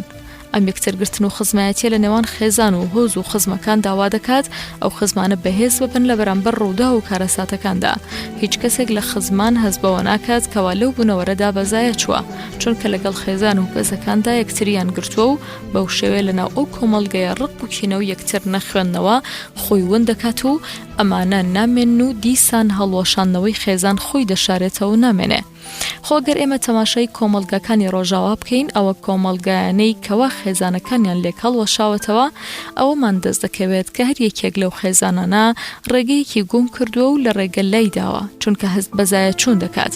هەریەکەیان لایەن داوە و دەستیان کردووە بە ئارە خواردنەوە و زیناکردن و ڕابواردن و هەموو کارێکی چەپەڵ و نالەباری وە کە ئێمە هەمومان دەیبینین. نەوەیەکی بەزایە چوو، بەڵام کێ ئەو نەوەی بەزایە داوە؟ نەبوونی پەیوەندی خزمایەتی. وەکاتێک ئێمە باسی ئەو هەموو لادانەی نێوان گەنجەکانی ئەمڕۆ دەکەین کە دەیبینین، ئەوە ئێمە لۆمەی گەنجەکان ناکەین، بەڵکو لۆمەی ئەو دایک و باوکانە دەکەین کە کوڕ و کچەکانی خۆیان واز لێهێناوە و وێڵیان کردوون و پەیوەندی خزمایەتیان پچڕاندووە بە هەدەریان داوە. بۆیەنەوەیەک پێگەیشتووە بەدەست گرێ دەرونیە بێسنوورەکانەوە دەناڵێنن. بەڕاستی ئەو منداڵەی کە لە کەش و هەوای خێزانیدا نییە و بەرەڵایە، تەرازوی ژیانی لەدەستداوە و خۆی پەروەردگار ویستی وایە کە بڕواداران بۆ پەڕی خۆشەویستی و برایەتی و دوور لە گرێ کوێرانەی کە ژیان بەرباد دەکەن بەیەکەوە بژین و ژیان ببەنە سەر. کەواتە نەبوونی و نەمانی پەیوەندی خزمایەتی چەندەها وەچەونەوەی تازە بەزایە دەدات. لەمبارەی خۆی پەروەردگار لە سوورەتی محەممەد ئاەتی 23 فەرموویەتی ئەگەر ئێوە پشت لە جیهاد و خەبات بکەن، ئایا نزیکە کەوە ئێوە لە زەویدا خراپە بنێنەوە و پەیوەندی خزمایەتی بپچڕێنن؟ لە محەممەدی کوڕی جوبەیری کوڕی موگعیم لەو باوکیەوە لە پێغەمبەرەوە صلی الله علیه وسلم گێڕاوێتەوە کە پێغەمبەر صلی الله علیه وسلم فەرموویەتی ئەو کەسی کە پەیوەندی خزمایەتی پچڕاندووە ناچێتە باشتەوە. ئەبوو موسا ڕەزای خۆی لەبێت لە پێغەمبەرەوە صلی الله علیه وسلم فەرموویەتی سێ کەس ناچنە ناو بەهەشتەوە: کەسێکی هەمیشە ئارەق و مەیخۆر، کەسێک کە پەیوەندی خزمایەتی بپچڕێنێت، کەسێک کە بڕوا بە سیحر و جادو بکات. هەر کەسێک هەمیشە ئارەق و مەیخۆر بێت، ئەوە خۆی پەروەردگار لە ڕووباری غۆتیە ئاوی دەدات. یەکێک گوتی ئەو ڕووبارە چییە؟ پێغەمبەر صلی الله علیه وسلم فەرمووی ڕووبارەکە کە بۆنێکی زۆر ناخۆشی دێت و ئەزیەتی ئەهلی دۆزەخ دەدات.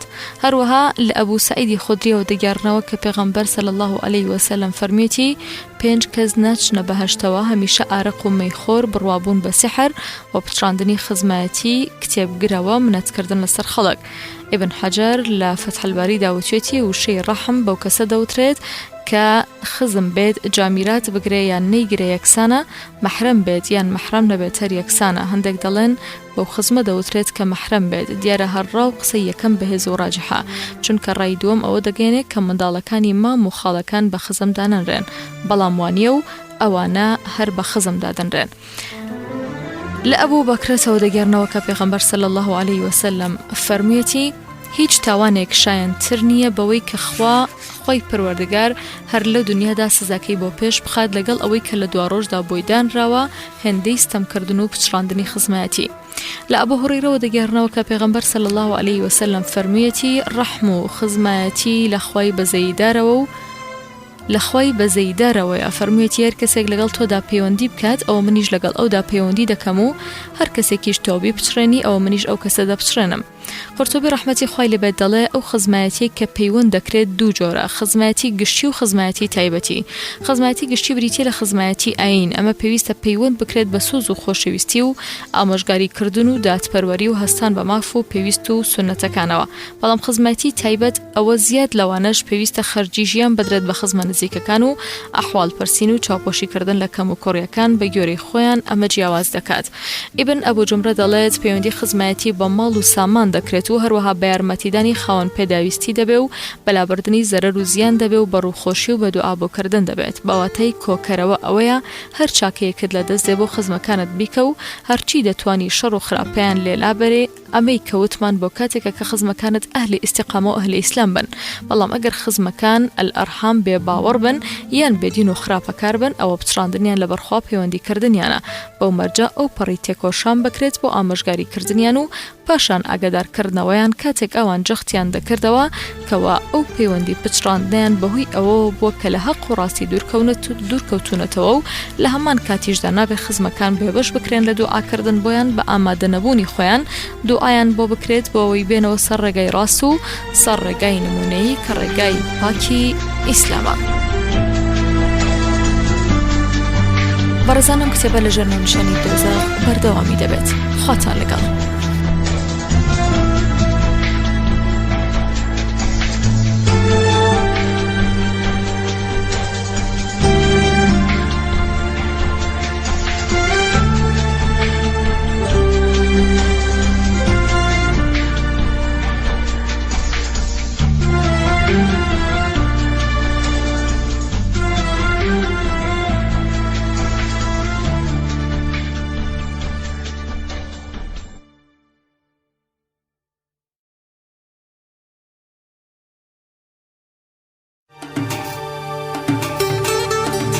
دەنگی کۆمەڵ پارێزەری بەها و پیرۆزیە ئاینیەکانی کۆمەڵگا.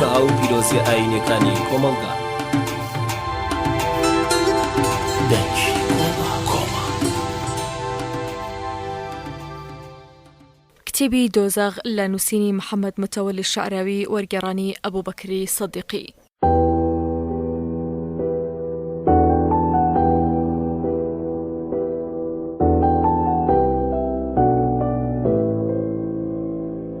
بنەوی خوا سڵاوتان لەبێت.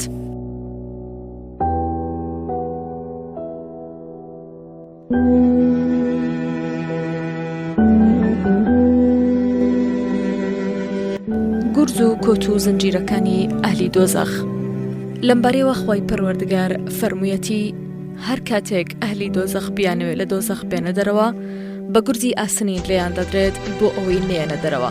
هەر بۆیەش خوای گەورە فەرموویەتی لە سوورەتی حەج ئایەتی 22 هەر کاتێک ئەهلی دۆزەخ بیانەوێت لە دۆزەخدا بێنە دەرەوە و لە غەم و پەژاری دۆزەخ ڕزگاریان ببێت ئەوە دەیانگێڕنەوە بۆ ناو دۆزەخ و دەبێ ئازار و ئەشکەنجەی ئاگری سووتێنەر بچێژن.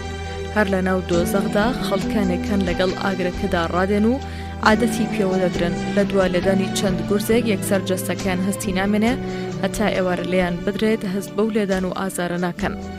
لەوبارەیەوە متەنەبی شاعیر دەڵێت زەمانە کارەساتی زۆری بەسرم هێنا هەتا کارەساتەکانم بەلاوە زۆر ئاسان ببوو. ئەنجا کاتێک تیری ترم پێ بکەوتایە تیرەکان یەکتریان دەشکاند. و هەتا ئەوەش دووبارە هەرنای گەنێ چونکە خوای پەروەردگار فەرموویەتی لە سوورەتی نیسا ئاەتی 56دا جەستە و لاشەی دۆزەخیان لەناو ئاگردا ڕانایان و لەناو ئاگرەکەدا عادەت بەو ژیانەی ناو ئاگری دۆزەخەوە ناگرن. خواردن و خواردنەوە و پۆشاکی ئەهلی دۆزەخ. لەمبارەیەوە خوای پەروەردگار فەرموویەتی لە سوورەتی حەج ئاەتی 19 بێباوەڕان لە دۆزەخدا پۆشاکی ئاگرینیان بۆ دەبڕدرێت و لە پشتسەری شیانەوە ئەوی گەرمیان پێدا دەکرێت. بەڕاستی خۆی پەروەردگار بێباوەڕان ناخاتە ناو ئاگرەوە بەس، بەڵکو خۆی پەروەردگار پۆشاکی ئاگرین بۆ ئەو بێباوەڕانە دروست دەکات و بەجەستەیانەوە دەنووسێن پۆشاکە کەشیان تەنک نییە هەتاوەکو هەوا بچێتە ناویەوە و ئازار و ئەشکەنجەکەیان لە سەریان سووک بکات.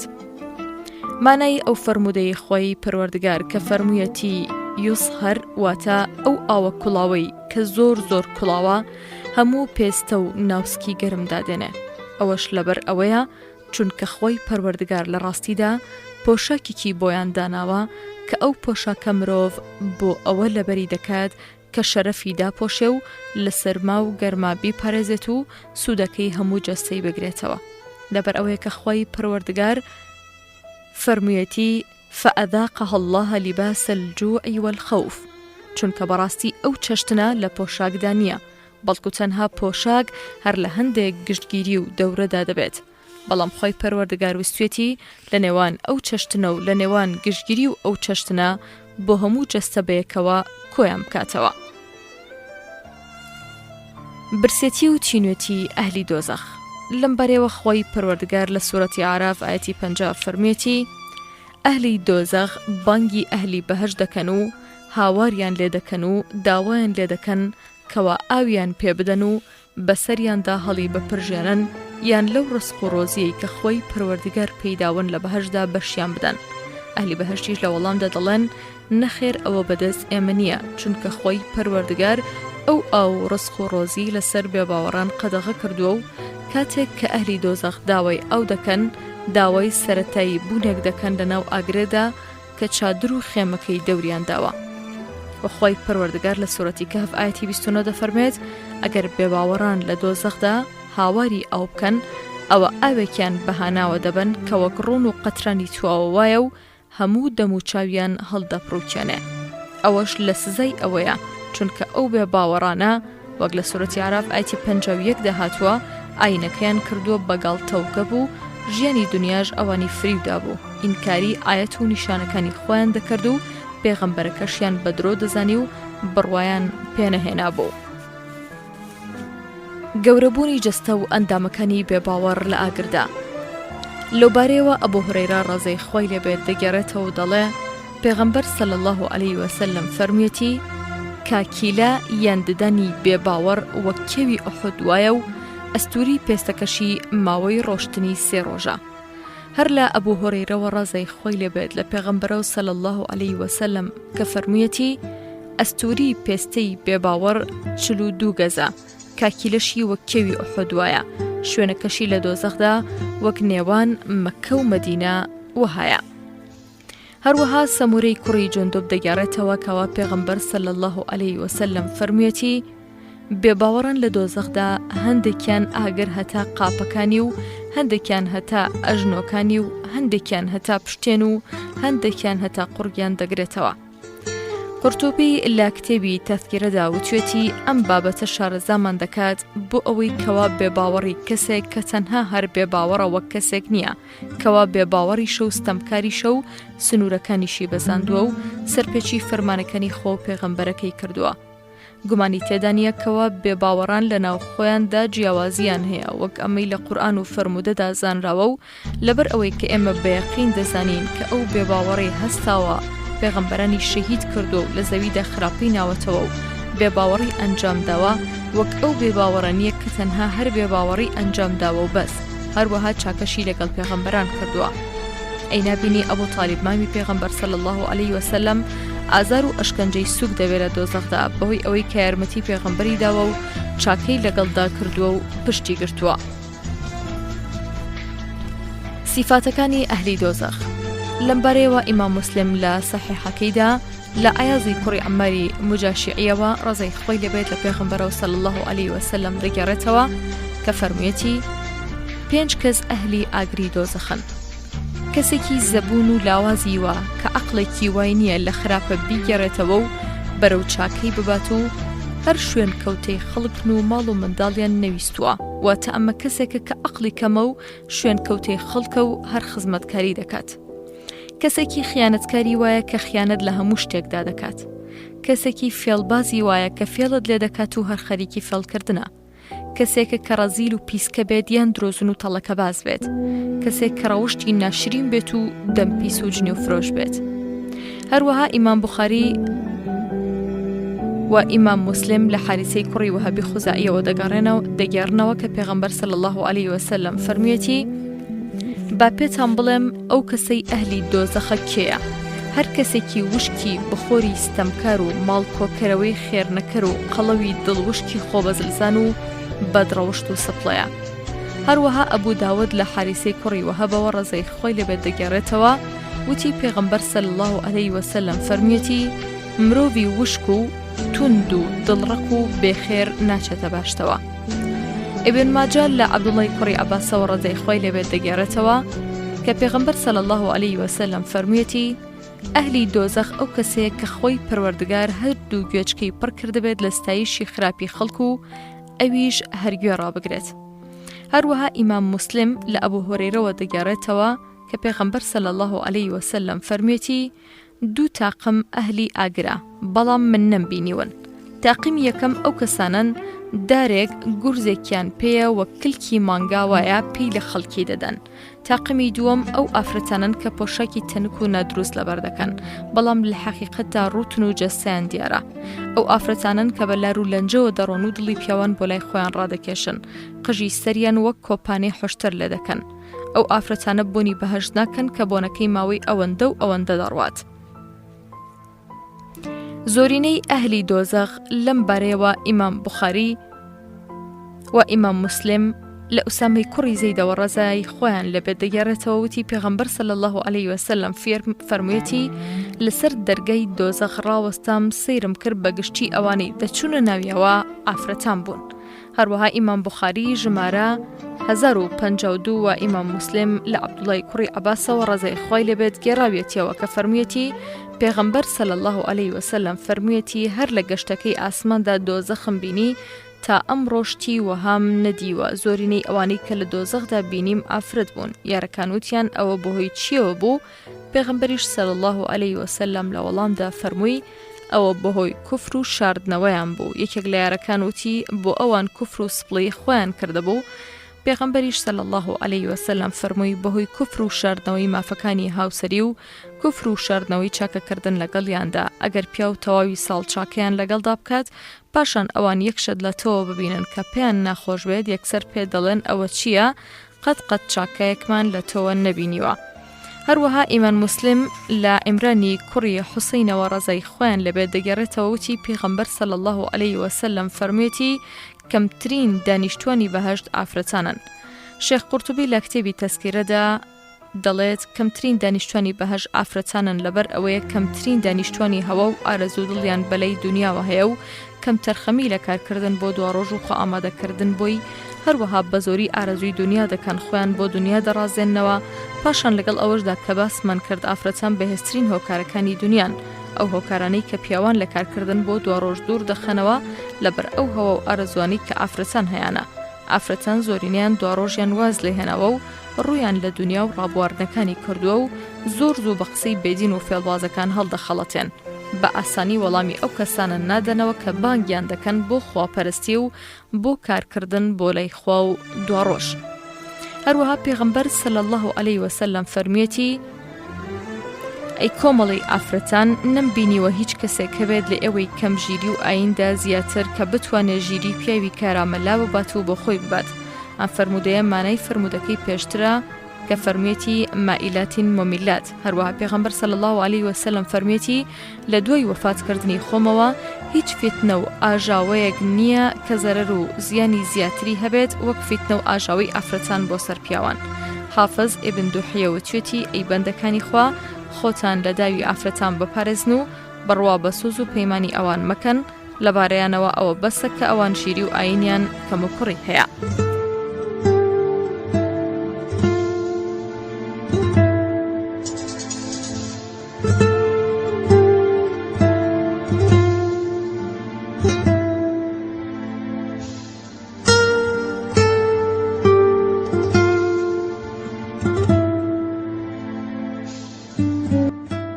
یەکەم کەسێک کە ئاگری دۆزەخی پێخۆش دەکرێت.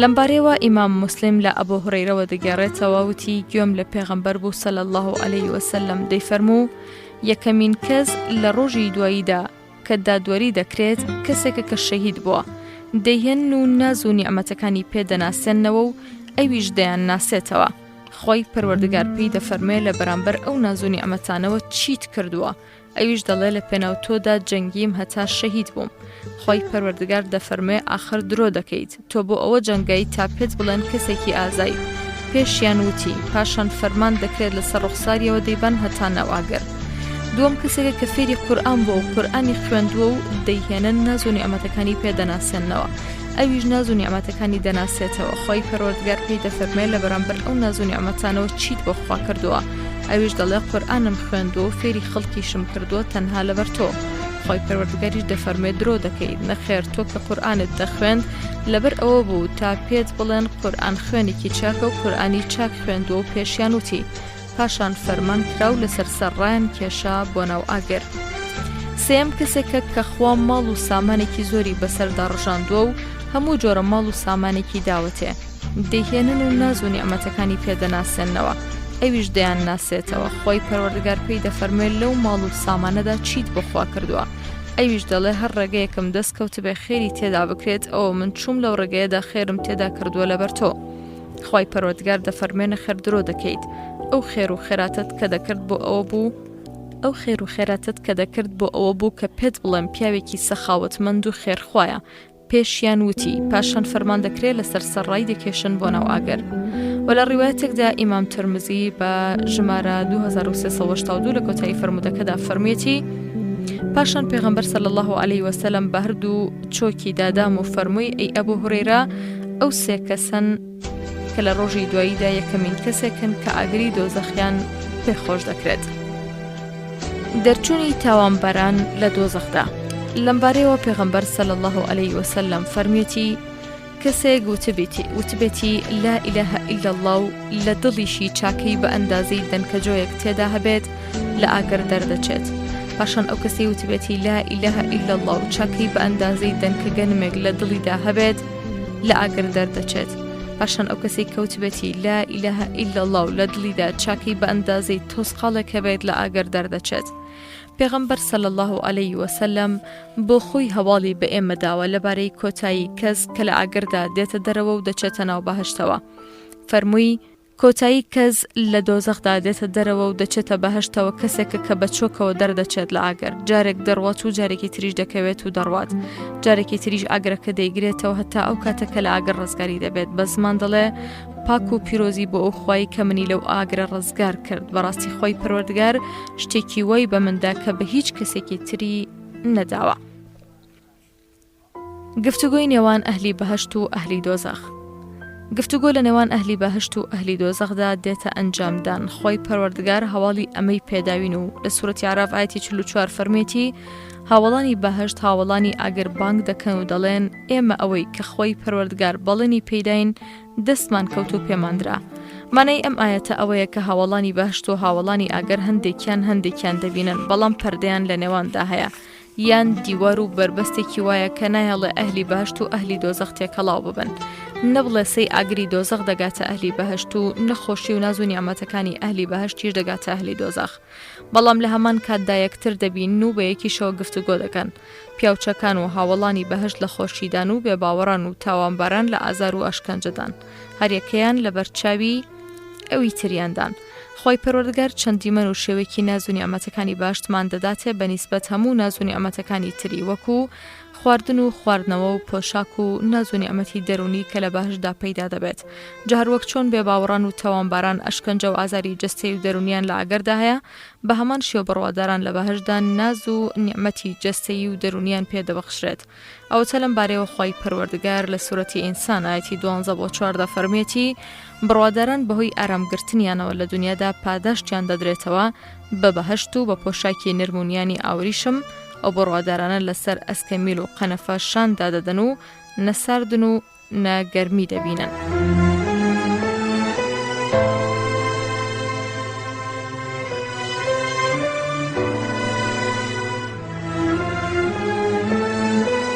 خۆشویستان کتێبی دۆزاخ بەردەوامی دەبێت. خواتان لەگەڵ.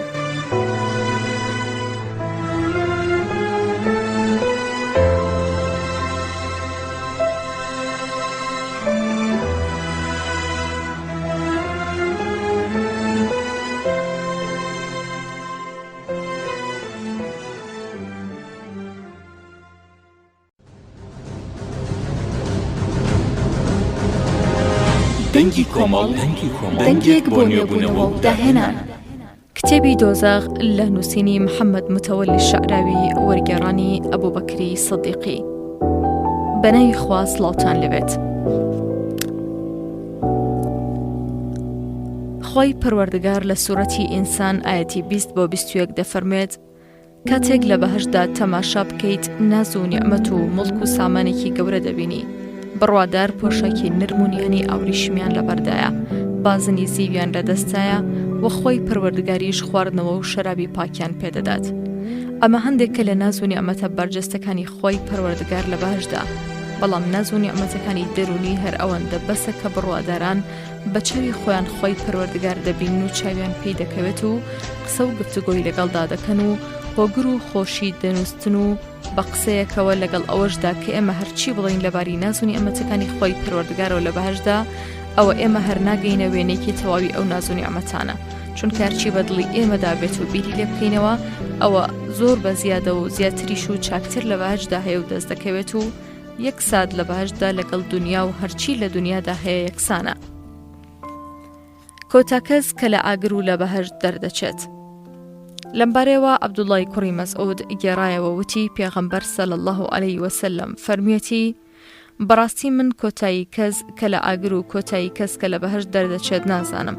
پیاوێک لە ئاگر لەسەر ئەژنۆ دەردەچێت، خۆی پەروەردگار پێی دەڵێ بڕۆ بچۆ بەهەشتەوە، ئەویش دەگەتە لای بەهەشت وای بۆ دەردەکەوێت کەوا بەهەشت پڕە و جێی ئەو نابێتەوە و دەگەڕێتەوە دەڵێ ئەی پەروەردگار بەهەشت پڕ بووە. خۆی پەروەردگار پێی دەفەرمێ بڕۆ بچۆ بەهەشتەوە، ئەویش دەگاتە لای بەهەشتووە دەزانێت کە جێی ئەوی تێدا نابێتەوە و دەگەڕێتەوە دەڵێ ئەی پەروەردگارم بەهەشت پڕ بوو، جێ نەبوو. جا خۆی پەروەردگار پێی دەفەرمێ بڕۆ بچۆ بەهەشتەوە، چونکە بۆ تۆیە بەهەشت بە ئەندازەی ئەوەندەی دنیا کە هەت بووە. ئەمجا کابراکە دەڵێ ئەی پەروەردگار تۆ گاڵتەم پێ دەکەیت، خۆ تۆ پاشا و گەورەی. عەبدوڵڵاوتی پێغەمبەرم بینی سەڵی الله عەلەیه وسەلەم پێکەنی هەتا ددانەکانی دەرکەوت و پێغەمبەر سەڵی الله عەلەیه وسەلەم فەرمووی دەڵێن ئەو پیاوە کەمترین جێگە و پلەپایی بەهەشتیەکانە. هەر لە عەبدوڵڵای کوڕی مەسعودەوە دەگێڕنەوە وتی پێغەمبەر سەڵی الله عەلەیه وسەلەم فەرموویەتی کۆتا کەس کە دەچێتە ناو بەهەشتەوە پیاوێکە جارێک بە پێ دەڕوات، جارێکی تر لەسەر ڕوو، جارێکی تر ئاگرەکە دەیگرێت. جا کاتێک ئەو پیاوە کە لە ئاگری دۆزەخ تێدەپەڕێت ئاوڕێک بۆ لای دەداتەوە و دەڵێ پاک و بێگەردی بۆ ئەو خوای کە منی لە ئاگری دۆزەخ ڕزگار کرد. بەڕاستی خۆی پەروەردگار شتێکی وای بە من داوە کە بە هیچ کەسێکی تری نەداوە. جا لە بەهەشدا دارێکی بۆ بەرز دەکرێتەوە، پیاوەکە دەڵێ ئەی پەروەردگارم دەتۆ لوتف بکە لەو درەختەم نزیک بکەنەوە، دەچمە بەر سێبەرەکەی و لەو ئاوەی ژێریشی ئاو دەخۆمەوە بەسمەوە. خۆی پەروەردگاریش پێی دەفەرمێت ئەی نەوەی ئادەم، ئاخر ئەگەر ئەو درەختەت پێ بدەم لەوانەیە داوای شتی تریشمان لێ بکەی. پیاوەکە ژووتی نەخێر ئەی پەروەردگارم، داوای شتی تر ناکەم و پەیمانت پێدەدەم کە داوای شتی تر ناکەم. پەروەردگاریش عوزری بۆ هێنایەوە، چونکە ئەو پیاوە ناز و نیعمەت و خۆشی وای چاو پێ دەکەوێت کە ناتوانێت ئارامی لەسەر بگرێت. جا پیاوەکە لە درەختەکە نزیک دەبێتەوە و دەچێتە بەر سێبەرەکەی و لە ئاوی بن درەختەکەش ئاو دەخواتەوە. پاشان درەختێکی تری بۆ بەرز دەکرێتەوە کە لە درەختەکەی تر زۆر جوانتر بوو. پیاوەکە دەڵێ ئەی پەروەردگار لەو درەختەشم نزیک بکەوە بچمە بەر سێبەرەکەی. خۆی پەروەردگاریش دەفەرمێ ئەینەوەی ئادەم، ئاخر تۆ پەیمانت نەدا کە داوای درەختی تر نەکەی، خۆگەر لەو درەختەش نزیکت بکەمەوە لەوانەیە داوای درەختی تریشم لێ بکەیت. پیاوەکەش دیسان پەیمان بەخوا دەداتەوە کە داوای درەختی تری لێ ناکات، بەڵام خۆی پەروەردگار عوزریشی بۆ دەێنێتەوە، چونکە ئەو پیاوە ناز و نیعمەت و خۆشی وای چاو پێ دەکەوێت کە ئارامی لەسەر ناگرێت. جا پیاوەکە لە درەختەکە نزیک دەبێتەوە و لە سێبەرەکەی دەحاسێتەوە و لە ئاوەکەی ژێریشی ئاو دەخواتەوە. پاشان درەختێکی تر لە لای دەرگای بەهەشت بۆ بەرز دەکرێتەوە کە لە هەردوو درەختەکەی پێشوو جوانتر بوو. پیاوەکەش دەڵێ ئەی پەروەردگارم، دەتۆ ئەم جارە لەو درەختەم نزیک بکەوە، جارێکی تر داوای شتی تر ناکەم. خۆی پەروەردگاریش دەفەرمێت ئەی نەوەی ئادەم، ئاخر ئەی تۆ پەیمانت نەدا کە جارێکی تر داوای کاری تر نەکەیەوە. پیاوەکەش دەڵێ بەڵێ ئەی پەروەردگارم جارێکی تر داوا ناکەمەوە خۆی پەروەردگاریش عوزری بۆ دەهێنێتەوە چونکە ناز و نیعمەت و خۆشی وای چاو پێ دەکەوێت کە ئارامی لەسەر ناگرێت جا پیاوەکە لە درەختەکە نزیک دەکەنەوە کاتێک لە درەختەکە نزیک بۆەوە گوێی لە دەنگی ئەهلی بەهەشت دەبێت و پیاوەکە دەپاڕێتەوە دەڵێ ئەی پەروەردگارم دەبێ بمخێنەوە ئەو بەهەشتەوە خۆی پەروەردگاریش دەفەرمێ ئەینەوەی ئادەم چ شتێک تۆ لە بەهەشت دوور دەخاتەوە بەوە ڕازی دەبی کە لە بەهەشتدا دنیا و وێنەی دنیات پێ بدەم پیاوەکە دەڵێ ئەی پەروەردگارم خۆ تۆ پەروەردگاری هەموو جیهانیانی بۆ گاڵتەم پێ دەکەیت عەبدوڵای کوڕی مەسعود لەم کاتەدا کە ئەم فەرمودەی گێڕایەوە پێکەنی وتی ئەی پرسیارم لێ ناکەن لەبەرچی من پێدەکەنم یارەکانیشیان وتیان بەچی پێدەکەنی عەبدوڵای کوڕی مەسعود وتی بەم شێوەیە پێغەمبەریش صلی الله علیه وسلم لەم کاتەدا پێکەنی و یارەکانیشیان وتیان ئەی پێغەمبەری خوا صلی الله علیه وسلم بەچی پێدەکەنی ئەویش فەرمووی من بە پێکەنینی خۆی پەروەردگار پێدەکەنم کە پێکەنی لەو کاتەدا کە پیاوەکەوەی پیوت ئەی پەروەردگار خۆ تۆ پەروەردگاری هەموو جیهانیانی گاڵتەم پێدەکەیت خۆی پەروەردگاریش پێی فەرموو نەخێر من گاڵتە بە تۆ ناکەم بەڵام من ناتوانم بەسەر هەموو شتێک بەڵام من توانام بەسەر هەموو شتێکدا هەیە ئەنجامی بدەم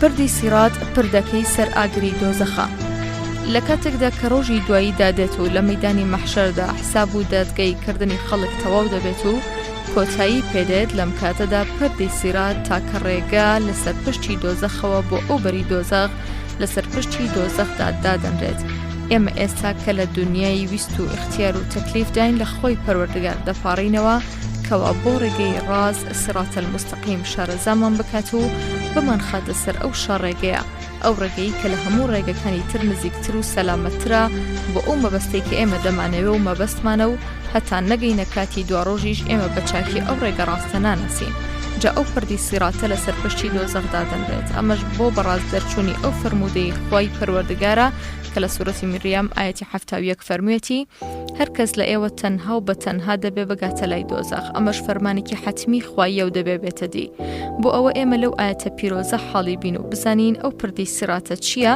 ئێمە دەڵێن بەڕاستی دەربارەی ئازار و ئەشکەنجەوە سێ قۆناغەیە پێویستە ئێمە لێی ئاگادار بین خۆی پەروەردگار هەواڵی بە ئێمەدا و فەرموویەتی لە دواڕۆژدا بەهەشت و دۆزەخەیە ئەمەش زانینێکی خوایە و بە ئێمە ڕاگەیاندووە بەڵام لەبەر ئەوەی کە ئەوە زانینێک کە لەلایەن خواوە هاتووە کەواتە ئەوە زانینێکی یەقینە چونکە هەواڵی خوایە و هەر شتێکیش لەلایەن خواوە هاتەبێ ئەوە یەقینە بۆیە ئێمە با سەرنجێکی ئەو فەرمودەی خوددا بدەین کە بە پێغەمبەرەکەی فەرمووە لە سوورەتی فیل ئاەتێکدا هاتوو دەفەرمێت ئەی موحەممەد نبینی پەروەردگاری تۆ چی کرد بە خاوەن فیلەکە خۆ پێغەمبەر صلی الله علیه وسلم فیلەکەی نەدیوە چونکە هەر لەو ساڵەدا پێغەمبەر صلی الله علیه وسلم لەدایک بوو بەڵام خۆی پەروەردگار بەم فەرمودەی خۆی دەیەوێت سەرنجی ئێمە ڕاکێشێ بۆ ئەوەی کە هەواڵی خوا بۆ ئێمە هەواڵێکی یەقینە و ئەو بینینە یەقینە دامادام هەواڵی خوایە و وەک ئەوە وایە کە ئێمە دیومانە ئەم کارە لە دڵ و دەرونی ئێمەدا دەبێتە زانینێکی یەقینی وەک ئەوە وایە کە ئێمە ئەو شتەمان دیوە بۆیە خۆی پەروەردگار لە ئاەتەکەدا فەرمووی ئەلەم تەرە کەیفە فەعەلە ڕەبوکە بئەسحاب الفیل نەیفەرموو ئەلەم تەعلەم چونکە هەواڵەکە لەلای خواوە هاتووە بۆیە پێویستە ئێمە بە یەقین و بڕوایەکی پتەوە پێشوازی بکەین لەبەر ئەوەیە کە خۆی پەروەردگار لەو ئاەتە پیرۆزەدا فەرموویەتی لە ئاەتی لە سوورەتی تەکاسوور ئاەتی 7 دەفەرمێت زانینی یەقینی دەبێ هەر بێت بۆ بینینی دۆزەخ لێرەدا ئێمە تێبینی ئەوە دەکەین کە خۆی پەروەردگار لەبارەی دۆزەخەوە لە سوورەتەکەدا وشەی عیلم اليەقین و عیلم اليەقینی بەکارهێناوە زانینی یەقینی لە ژیانی دنیادا بەنیسبەت بڕوادارەوە شتێکی فەرزکراوە جامادام خۆی پەروەردگار ئێمەی لێ ئاگادار کردوتەوە ئەوە ئەو ئاگادارکردنەوەیە بۆ ئێمە زانینێکی یەقینە لە پاش زانینی یەقینی عیلم اليەقین دین بۆ لای خودی یەقینەکە عین اليەقین ئەوە هەر ئەوەیە کە ڕوو دەدات و دێتەکایەوە لە کاتێکدا کە پردی سیرات لەسەر پشتی دۆزەخدا دادەنرێت ئێمە هەمومان تێکرا لەسەر ئەو پردەوە دەڕۆین و بە چاوی خۆمان دۆزەخ دەبینین دۆزەخ بڵێسە دەدات و ئێمەش لەسەر پردەکە و لەسەر پشتی دۆزەخەوە ڕێ دەکەین ئەمەش ئەوەیە کە خودی یەقینەکە عین اليەقینە هەر لێرەدا ئاەتێکی تر هەیە کە لە سوورەتی واقعە ئاەتی 93 بۆ 95 دەفەرمێت ئەو چوونە ناو دۆزەخەوە ئەوە یەقینە و ئایاکەی دۆزەخ دەبێتە یەقین یەقینی ڕاستی کاتێکە و بۆ ئەو کەسانەیە کە بە کردەی خۆیان دەچنە ناو دۆزەخەکە و هەست بە ئازار و نەخۆشیەکان دەکەن و ئەو کردەیە تاڵە دەشێژن لە پاش ئەوە دەین بۆ خزمەت فەرمودەکەی خوا کە فەرموویەتی وئین منکم ئیلا واردها وشەی وەرە دواتە گەیشتە ئەو شوێنە ئەمە مانای ئەوە نییە واتە ئەو کەسەشتی ناو دۆزەخی چەشتووە تۆ دەڵێی وەرە دڵما واتە گەیشتە لای ئاوەکە ئەمە مانای ئەوە نییە کە ئەو کەسە لەو شوێنە ئاوی خواردبێتەوە یان چوو بێتە ناو ئاوەکەوە بۆی خۆی پەروەردگار لەباری موسا سەلامی خۆی لەسەر بێت فەرمووی وەلەمما وەرەدە ماء مەدین واتە کاتێک کە موسا عەلەیهی سەلام گەیشتە لای ئاوی مەدیەن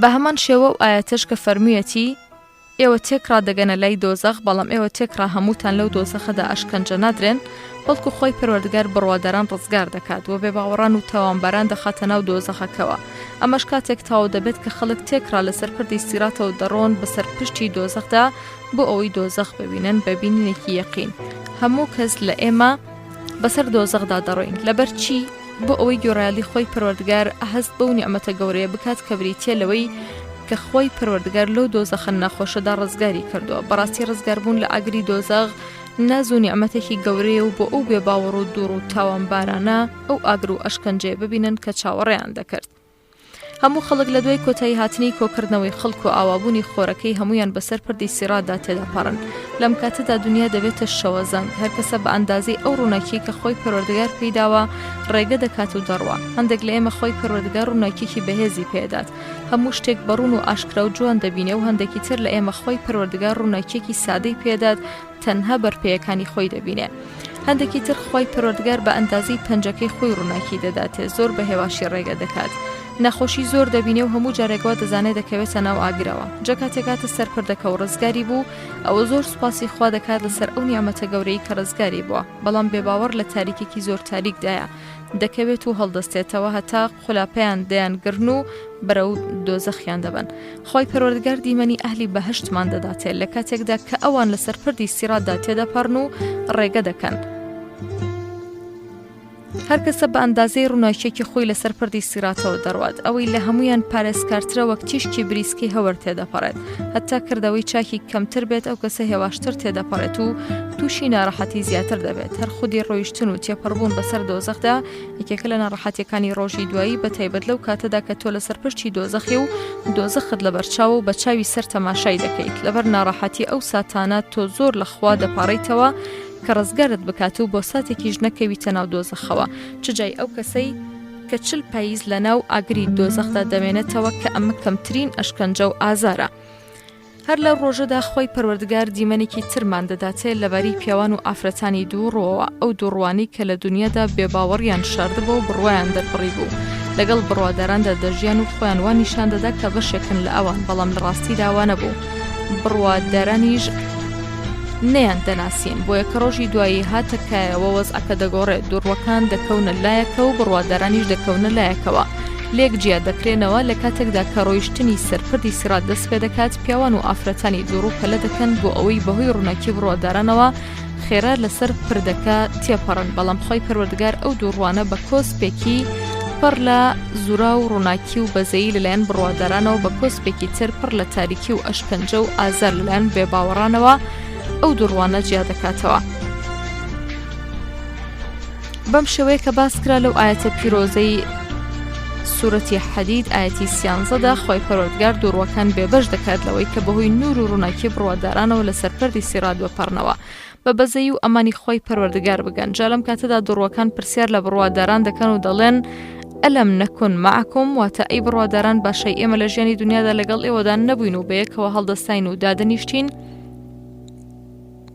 بڕوادارانیش لە وەڵامیاندا دەڵێن بەڵێ لە دنیادا لەگەڵ ئێوەدا بەیەکەوە دەژین بەڵام ئەو کاتە کاتێک بوو کە مرۆڤ دەیتوانی خۆی دەربخات بە شتێکەوە کە بڕواشی پێی نەبێ و دەیتوانی ئیدیعای باوەڕ بکات و لە ڕاستیشدا بڕوای نەبێت بەڵام ئێستا کە دوا ڕۆژە ئەوەم نەماوە ئەمڕۆ ڕۆژی بە دەرکەوتنی نهێنیەکانە وەک خۆی گەورە فەرموویەتی ئەمڕۆ ڕۆژی تاقیکردنەوە و دەرکەوتنی نهێنیەکانە ئێوەش ئەی دووڕوەکان لە دنیادا دووڕوویتان کردو و چاوەڕوانی بەڵاو موسیبەتتان دەکرد بۆ بڕواداران و گومانتان هەبوو لەبوونی ئەو ڕۆژە و هەر خەریکی تەما و قۆڵبڕین و خراپەکاری بوون هەتا فەرمانی خوا هات و شەیتان ئاوها لە خشتەی بردن بەم شێوەیە کارەکە حەسم کرا و دووڕوەکان و بڕواداران لێک جودا کرانەوە بەم شێوەیە ئێمە دەبینین کەوا هەر نیعمەتێکی بێباوەڕە بڕوادارەکان لە ئاگری دۆزەخ ڕزگار دەکات لە دوای ئەوە کە بە چاوی سەریان دۆزەخیان بینی، چونکە هەر کەسێک بە چاوی خۆی دۆزەخ ببینێ ئەوە دەزانێت کە نیعمەتی خۆی پەروەردگار چۆنە.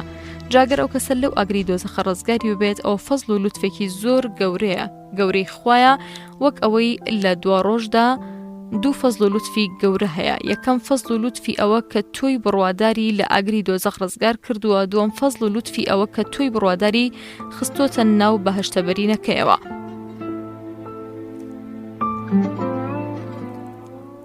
حەوز و ئاوی کەوسەر. خۆی پەروەردگار لە سەرەتای سوورەتی ماعوندا فەرموویەتی ئەم سوورەتە بۆ ئەوە هاتووە کەوا ڕێبازی ئیسلاممان بۆ ڕوون بکاتەوە بەڕاستی ئاینی ئیسلام تەنها هەر بیر و باوەڕ نییە بە تەنها، یان هەر بە تەنها وشەیەک نییە و بوترێت، بەڵکو ئاینی ئیسلام ڕێبازێکە بۆ جوموجۆڵەی ڕەوڕەوەی ژیان. لەبەر ئەوەیە خۆی پەروەردگار ویستی دیمەنێکمان لەبارەی ئاینی ئیسلام بداتێ. فەرمووی ئەو کەسەی کە ئاینی ئیسلام بەدرۆ دەزانێ ئەوە ئەو کەسەیە کە منداڵی هەتی و قاو دەدات و دەری دەکات و ڕێزی لێ ناگرێن، نەک هەر منداڵی هەتی و بەڵکو بۆ دابینکردنی ژیان و گوزەرانی هەژار و نەدار و داماوەکانیش هەوڵ نادات و خەڵکی هەڵنانێ. ئەمە وەک ئەوە وایە واتە ئەو کەسەی کە یاساکانی ئاینی پاکی ئیسلام ناباتە قاڵبێکی کردداری واقعی ژیانەوە، وەک ئەوە وایە کە ئەو ئاینە پاکە بەدرۆ بزانێ و بڕوای پێی نەبێ، کەواتە ئەو ئاینە پاکە ڕێگە و ڕێبازێکە بۆ جوموجۆڵی ڕەوڕەوەی ژیان و هەروەها جوانکردنی ژیان و دابینکردنی هەموو پێداویستیەکانی ژیان بۆ هەموو مرۆڤایەتی لەسەر زەویدا. خۆی پەروەردگار ئەو دوو دیمەنەی هەڵبژارد و باسی کرد. یەکەم دەرکردنی منداڵی هەتی و خاوکردنی، دووەم دابینەکردنی ژیانی هەژار و نەدار و داما و چەوساوەکان. لەبەر ئەوەیە چونکە ئەو دوو دیمەنە لە هەر کۆمەڵگەیەکدا بێت بەڕاستی زۆر دیمەنێکی ناشرین و قێزەونن، چونکە منداڵی هەتی و تەنها هەرخۆی هەیە، بێکەسە و داما و جێگەی بەزەیە و دەبێت سەرپەرشتی بکرێت و شتی پێ بدرێت، ژیانی بۆ دابین بکرێت، هەوڵی بۆ بدرێت. جاچ جای ئەوە ئەو کەسە جورئەتی ئەوە بکات بچێ ئەو منداڵە هەتی و داماوە دەربکات و هیچی پێنەدات، لەباتی ئەوە کە ڕێزی لێ بگرێت و دەستی بەسەردا بهێنێت و بەخشی لەگەڵ دابش بکات. هەروەها لەباری هەژار و نەدارەوە لەباتی ئەوەی دڵیان بداتەوە ماڵ و سامانیان پێ بدات، بەڵام ئەو دەچێ هیچیان پێنەدا و خەڵکیش هەڵنانێ بۆ ئەوەی لەگەڵ ئەو هەژار و نەدارانە چاک بن و چاکەیان لەگەڵ بکەن، هەر نەبێ ئەو کەسە وەک بەکردەوە هیچ بۆ هەژاران و نەداران ناکات، دەیتوانی بە قسە و زمان باسییان بکات و خەڵکیان بۆ ئاگادار بکاتەوە بۆ ئەوەی چاکەیان لەگەڵدا بکەن. بەڵام وەک ئاەتەکە فەرمووی ئەو کەسێک کە ئاینی ئیسلام بەدرۆ دەزانێ ئەوە ئەو دوو خەسڵەتە خراپەی هەیە، هەتی و دەردەکات و یارمەتی ناکات و هەژار و نەدارەکان لەبیر دەکات و چاکەیان لەگەڵ ناکات. خۆی پەروەردگار فەرموویەتی نوێشکردن واتە بەندەی نوێشخوێن لە بەردەم پەروەردگاریدا حازرە، پێویستە لەم کاتەدا خۆی بە شتێکی ترەوە خەریک نەکات. هەر کەسێک لەو کاتەدا بە شتێکی ترەوە جگە لە نوێژەکەی خۆی خەریک بکات ئەوە بەبێ ئاگا لە بەردەم خوادا دادەنرێت. ئەو کەسێک کە نوێژەکەی دوا دەخات و لە کاتی خۆی داینایکات ئەوە خراپترە. ئەو نوێژخوێنانە بۆ ئەوە نوێژ دەکەن کە خەڵک بیان بینێ و مەتحیان بکەن و ستایشیان بڵێن و بە گەورەیان بزانن، بۆیە ئەو نوێژکردنە بۆ خوا نییە، بۆ بەرچاوی خەڵکە، بۆ ئەوەی کە مەدەح بکرێن و ستایش بکرێن، دیارە پاداشتی کارەکەی وەرگرتوتەوە. ئەم نوێژخوێنە کاتێک کە دەرگا دەگاتە ڕووی خوا، خۆی پەروەردگار پێی دەفەرمێ تۆ ئەو نوێژت بۆ ئەوە دەکرد کە پێت بڵێن پیاوێکی باشە و پێشیان و توی. خۆی پەروەردگار فەرمووی ئەو نوێژخوێنانە کەرەسە و قاپ و پێداویستەکانی ناوماڵ قەدەخە دەکەن لە هاوماڵ و دراوسەکانی خۆیان. دیارە ئەمەش خەسڵتێکی پیس و نالەبارە، چونکە ئەو کەسەی کە ماڵ و سامانی خۆی نابەخشێتەوە بۆ هەژار و نەداران ئەوە ئەو کەسە ماڵ و سامانی خۆی دەرناکات، بەڵام ئەو کەسەی کە کەرەسە و پێداویستەکانی بە خەڵکی دەدات و لێیان قەدەغە ناکات ئەوە ئەو کەرەسە و پێداویستیانی وەک خۆی دەمێنێتەوە و خێروبێرێکی زۆریشی دەست دەکەوێت.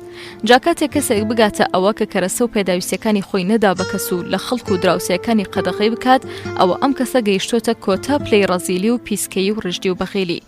لە دوای باسکردنی ئەو سوورەتە خۆی پەروەردگار سوورەتێکی تر باز دەکات. لە یەکەمدا ڕەزیلی و ڕژدی هەبوو، لە دووەمدا بەخشش و پێدان هەیە. بەخششەکە کێ دەیکات؟ خۆی پەروەردگار چی دەبەخشێت؟ کەوسەر دەبەخشێت. کەوسەر واتە چاکەی زۆر لە هەموو شتێکدا. فەرمووی ئینا ئاعطەیناکە الکەوسەر. جاکە مادام خۆی پەروەردگار بەخشێنەرە پێویستە مرۆڤیش بە خۆی خۆیەوە پەیوەند بێت بۆ ئەوەی کە مرۆڤ بەهۆی ناز و نیعمەتەوە لە بەخشێنەر بێئاگا نەبێت. بزانین دیاردەی ئەوە چییە؟ دیاردەکەی ئەوەیە کە نوێژ بۆ پەروەردگاری بکات ئەوە یەک. دیاردەی دووەمیش ئەوەیە کە وەک چۆن خۆی پەروەردگار چاکەی لەگەڵ ئەمدا کردووە پێویستە ئەم مرۆڤەش چاکە لەگەڵ خەڵکی تردا بکات و دەفەرمێ فەصەلی لڕەبیکە وەنحەر ئین شانیئەکە هوە الئەبتەر. نوێژ بۆ پەروەردگارت بکە و خێر و چاکە لەگەڵ خەڵکدا بکە و قوربانی بکە.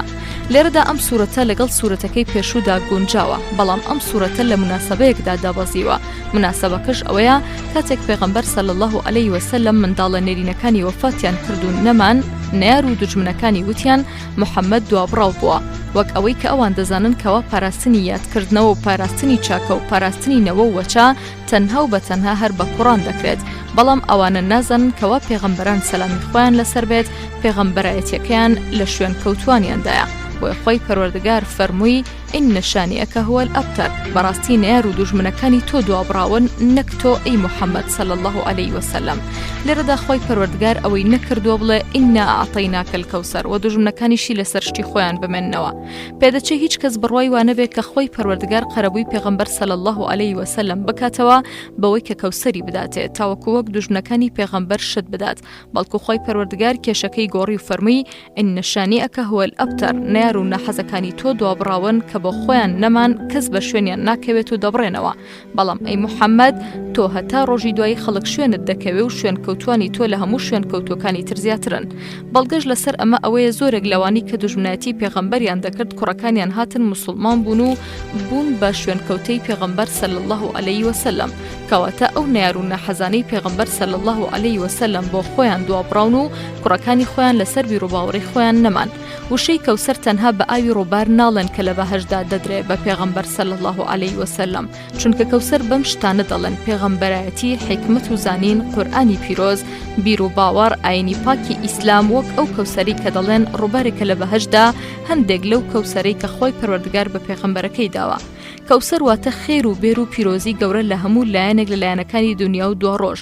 بەخشش هەموو کات بەخشێنەرەوەیە، ئەو بەخشێنەرەش تەنها هەر خودای پەروەردگارە، وەک دەفەرمێ ئینا ئەعطەیناکە الکەوسەر، بەخشێنەر هەر خۆی پەروەردگارە و پێبەخشراوەکەش پێغەمبەرەکەیەتی. جامادام بەخشێنەر خۆی پەروەردگارە، بۆیە پێویستە کەوا پێغەمبەر صلی الله علیه وسلم هەمیشە ژیانەکەی بە پەروەردگاریەوە پەیوەند بێت. نوێژکردن واتە ئامادەبوونی مرۆڤ لە بەردەم خۆی پەروەردگاردا، کەواتە نوێژکردن واتە ئەدا و بەجێهێنانی ئەرک و مافەکانی خۆی بەخشێنەر. خۆ بەخشەکەش خێر و بێر و پیرۆزیەکی زۆرە. ئەی باشە چۆن مافی ئەو هەموو خێر و بێر و پیرۆزیانە دەدرێت؟ ئەوە بۆ دەبێت کەوا ئەو مرۆڤە ناز و نیعمەت و چاکە و خێر و بیرێکی زۆر بەسەر خەڵکدا بڕژێنە و بڵاوی بکاتەوە، کەواتە فەسەلی نوێژ بۆ پەروەردگارت بکە و قوربانی بکە و ماڵ و سامانی خۆت ببەخشەرەوە. ئەمە بۆ سەر بەخشێنەر کە خوایە جەلە جەلالەهو دێت، هەم بۆ سەر بەخشراوەکەش کە کەوسەرە دێت و دەیان گرێتەوە.